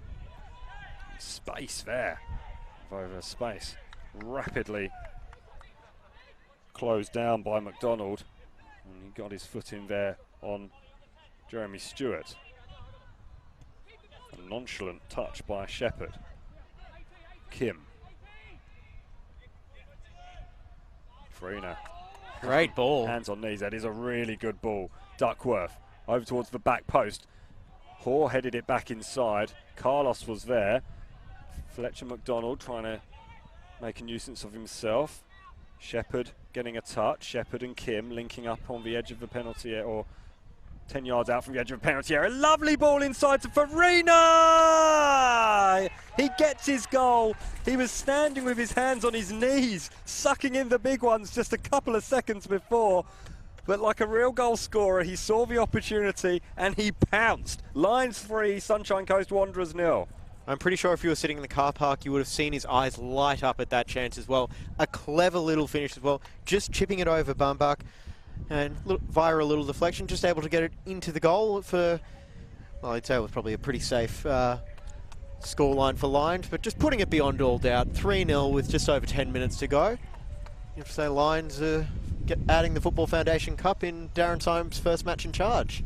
The music ringing out across the surface here at Lions Stadium. Party from time. The clubhouse. It is party time at Lions. 10 minutes remaining though of this match. And that really was good football. Nice, neat passing. They are so dangerous going forward. We've spoken about it time and time again. Sunshine Coast have had their chances. They haven't managed to take them. And now the battle is even more difficult for them to overcome. Still plenty to play for though, just in terms of pride. They have not been disgraced by any measure, have Sunshine Coast Wanderers, and that will please the coaching staff. They've been in this match, definitely.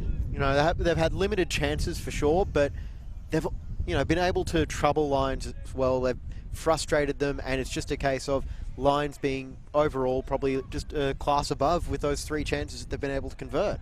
Well, but for 2 absolutely brilliant saves from Luke Berean and a penalty save, you know, you just wonder what the score would look like had 1, 2 of those gone in, whether they would have used that goal to perhaps put Lions under even more pressure.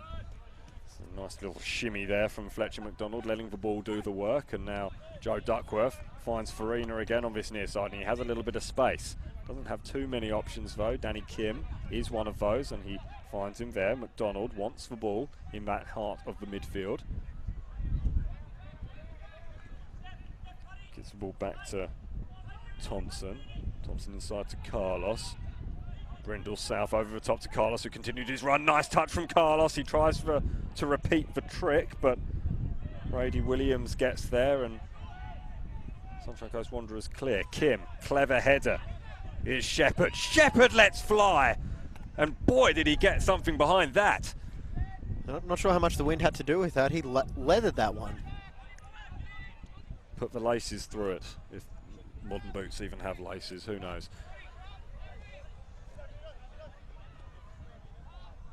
Patrick Moore inside to Arneson.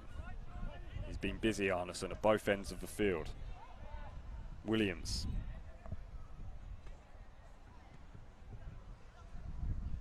goes inside. Now Campbell. Oliver Duncan's wanted plenty on the ball as well. He goes to ground. Arneson wanted a free kick. That's both Arnesons, one on the pitch and on the bench. And now Duncan is going to get his free kick. I wouldn't be at all surprised if we see Oliver Duncan having quite a big role in the Sunshine Coast side going forward. The last change now for Lions. It's interesting that he started on the bench, actually, Ollie Duncan. Sean Carlos coming off. It looks to be. And in comes 16-year-old Noah McGrath. Well, I feel old.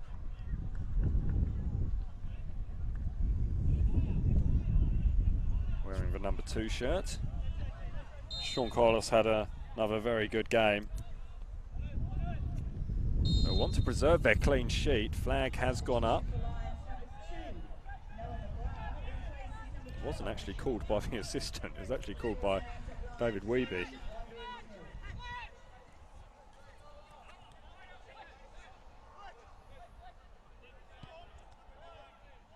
Fletcher McDonald. Josh Brindle South has an awful lot of space over on that far side of the field. It's not in a particularly dangerous area though. He goes back to Thompson. Thompson all the way to Berean. Lions have kept possession so well over the course of this game, last season, the season before. Their possession stats must be quite impressive where they are being closed down. The space being taken away from them ever so gradually by under pressure there. Wanderers, and I had my heart in my mouth then on behalf of Luke Berean, who seems to show no pressure or fear at all in playing balls like that. But they have played themselves into a spot of bother now, have Lions. Oddly reminiscent of Ollie Solskjaer's Man United side in that League Cup semi-final second leg just last week.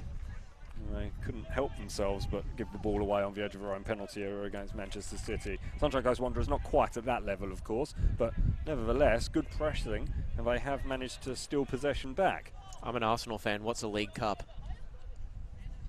I'm a Southend fan. I have no idea.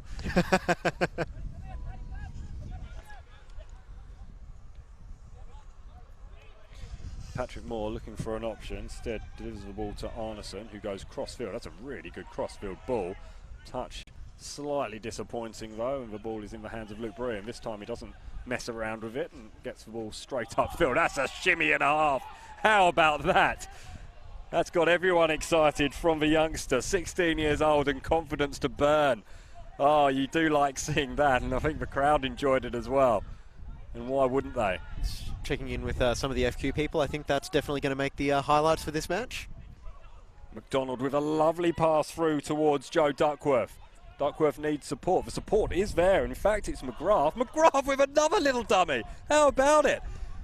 He's still got the ball. McGrath trying to squeeze his way out of a blind alley. He still gets the ball away to his fellow substitute Fletcher McDonald. Brindle South delivering the cross. It's behind Jordan Farina, unfortunately for Lions. That would have been magical.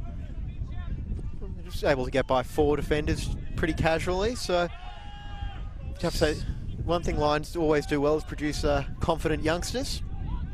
Darren Syme did fire a bit of a parting shot at Warren Moon, saying that most of his youngsters have now gone and are playing in orange of a different hue. But when you've got players of the talent of Noah McGrath sitting, waiting in the wings, why not?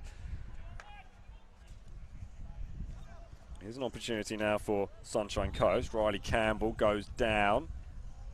Flag is up for offside, and despite Riley Campbell being left on a heap in the ground, just on the edge of the penalty area, it will be Lions ball. Approaching the final 3 minutes or so. Just have a look at our fixtures for next week. A couple of really exciting ones. Wanderers are back at home up at Ballinger Park. They take on the Raw Youth Saturday at 4 o'clock. If you're on the Sunshine Coast and fancy some live football, and why wouldn't you if the live football is going to be of the quality of this. Peninsula Power, they host Magpies Crusaders at AJ Kelly Park at 6:30. Strikers are at home against Gold Coast Knights, the champions. Back to the scene of the crime, Perry Park, 6:30 there. I think the Great Wall of Carrara is still up at Perry Park from that grand final. It'll be interesting to see how Gold Coast Knights go after their success of last year, an ambitious club, and they still have ambitions. And I think I have a sneaky suspicion that a lot of those ambitions are going to be realised this season. They are looking ominous on paper, just as they were last year.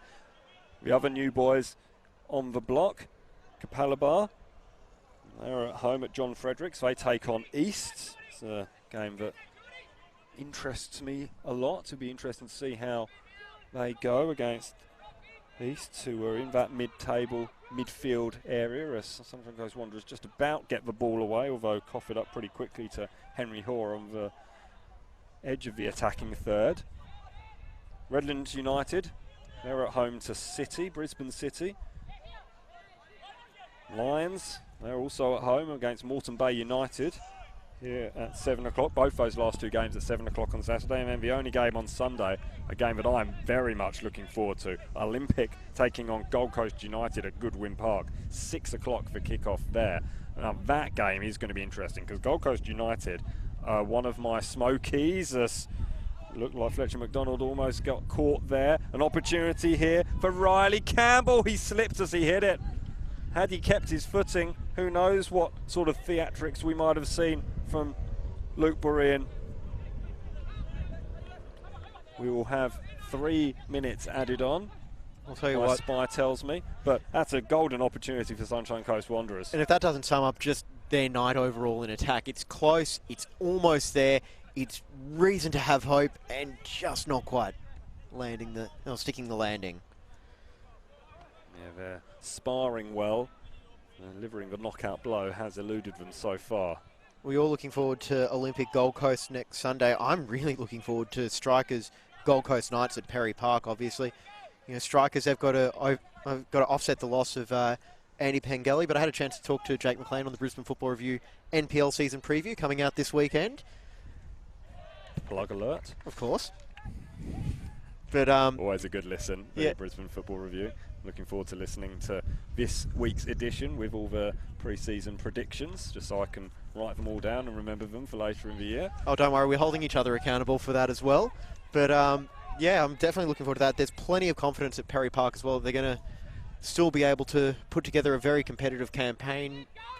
Still been able to keep Owen Baker as well. Farina! That's a fierce drive from Farina, and it's fallen once again for Lions. Duckworth! He spun a little bit too far.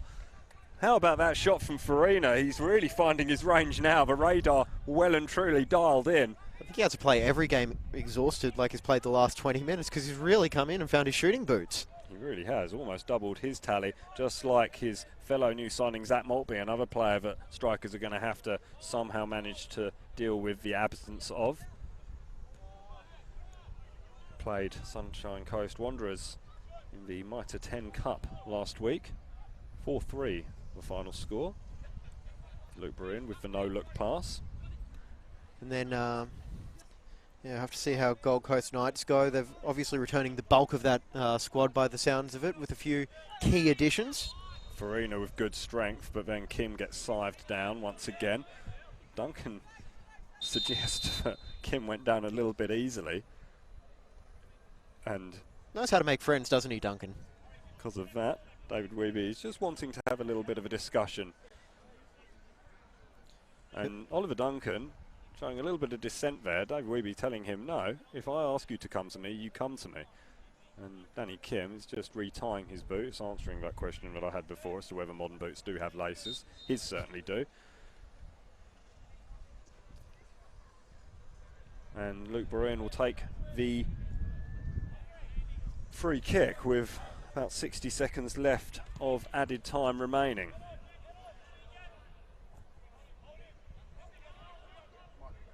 Hoare wins the throw in over on that far side of the field.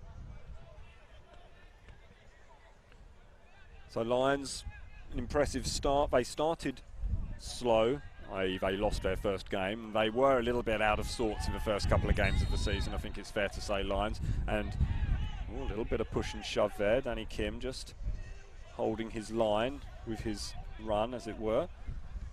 Play is going to continue without any shenanigans, which is a good thing.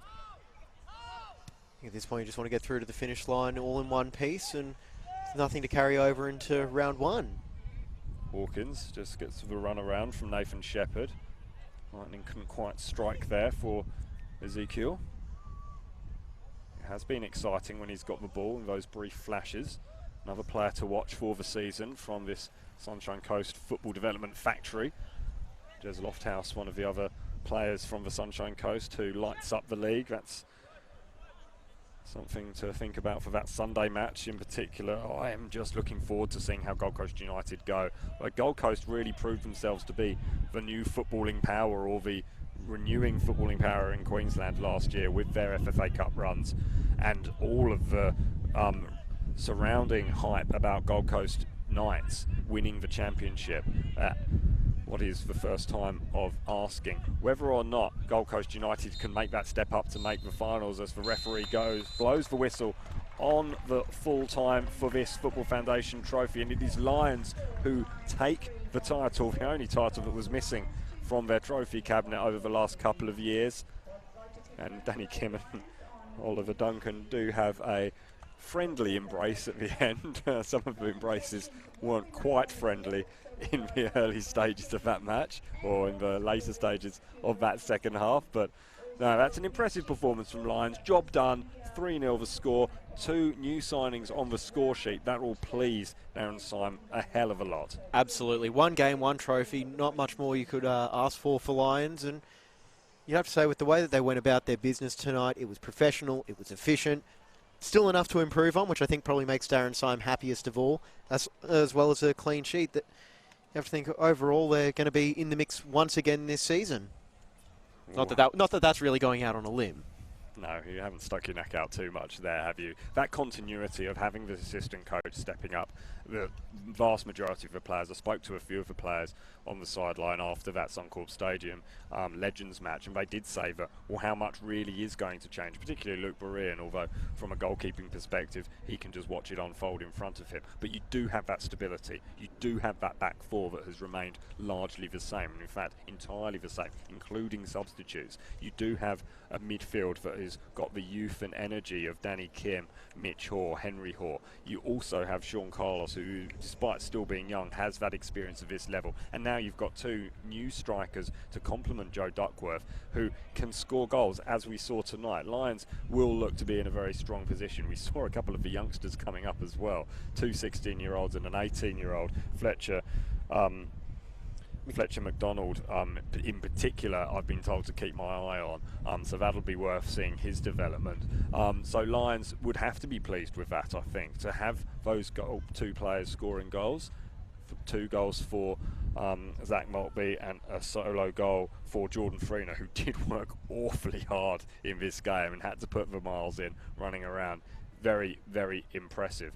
As for Gold Coast, Sunshine Coast Wanderers, getting my coasts mixed up there, Sunshine Coast Wanderers, I think there's plenty to take away from that match. This was an incredibly young side. Denver Crickmore will come back into this team. There's a couple of others who'll come back as well for the first game of the season. They've recruited pretty well, it has to be said. They've got James Playford, who's been around and about the lower leagues of England for the last few years. Grimsby, Doncaster, latterly of Grantham Town. There are players here in this squad that you would have thought could be pretty impressive. And overall as well, like, they found themselves under the pump, right from the outset there against a very strong side. And it's a good sign that they were able to be in the match for most of it as well. Well, plenty to look forward to over the course of the season. We'll just quickly remind you of the round 1 fixtures. Wanderers are up at Ballinger Park at home against the Raw Youth. 2 young sides going at it there. Should be exciting for the future of football in the state. Peninsula Power taking on Magpies Crusaders. Strikers taking on Gold Coast Knights. One of the matches that you're looking forward to at Perry Park, 6:30. Capella Bar will take on East at John Fredericks Park. Redlands United will take on Brisbane City at Compass Grounds, which is at the Cleveland Showgrounds. Lions are here at home against Moreton Bay United at 7 o'clock next Saturday. And the Sunday match is Olympic against Gold Coast United, which for my money is the match of the round. Thank you very much for joining us here, James. It's been an absolute pleasure to have you here with me. It's been a good win for Lions. We've summarised it pretty quickly. They will take home the Football Foundation trophy for the first time. and Sunshine Coast Wanderers, they've been given a bit of a glimpse about what it takes to beat a top 4 side. They haven't quite got over the line, but plenty to go away from and be happy about. Pleasure as always, Simon. Bring on the season. Can't wait, and we can't wait for you to join us on the Football Queensland social media channels, Facebook and YouTube. We'll be live streaming every match this season. Over the course of the MPL men's competition, we'll have a match of a round from the Football Queensland Premier League perhaps, and the women's competition as well. Our details will be announced about that later. Thank you to our friends at Double Take for another excellent production. Looking forward to the season ahead. I've been Simon Smell, he's been James Coughlin, and we will see you all next time on Football Queensland National Premier League's Queensland competition. Good evening.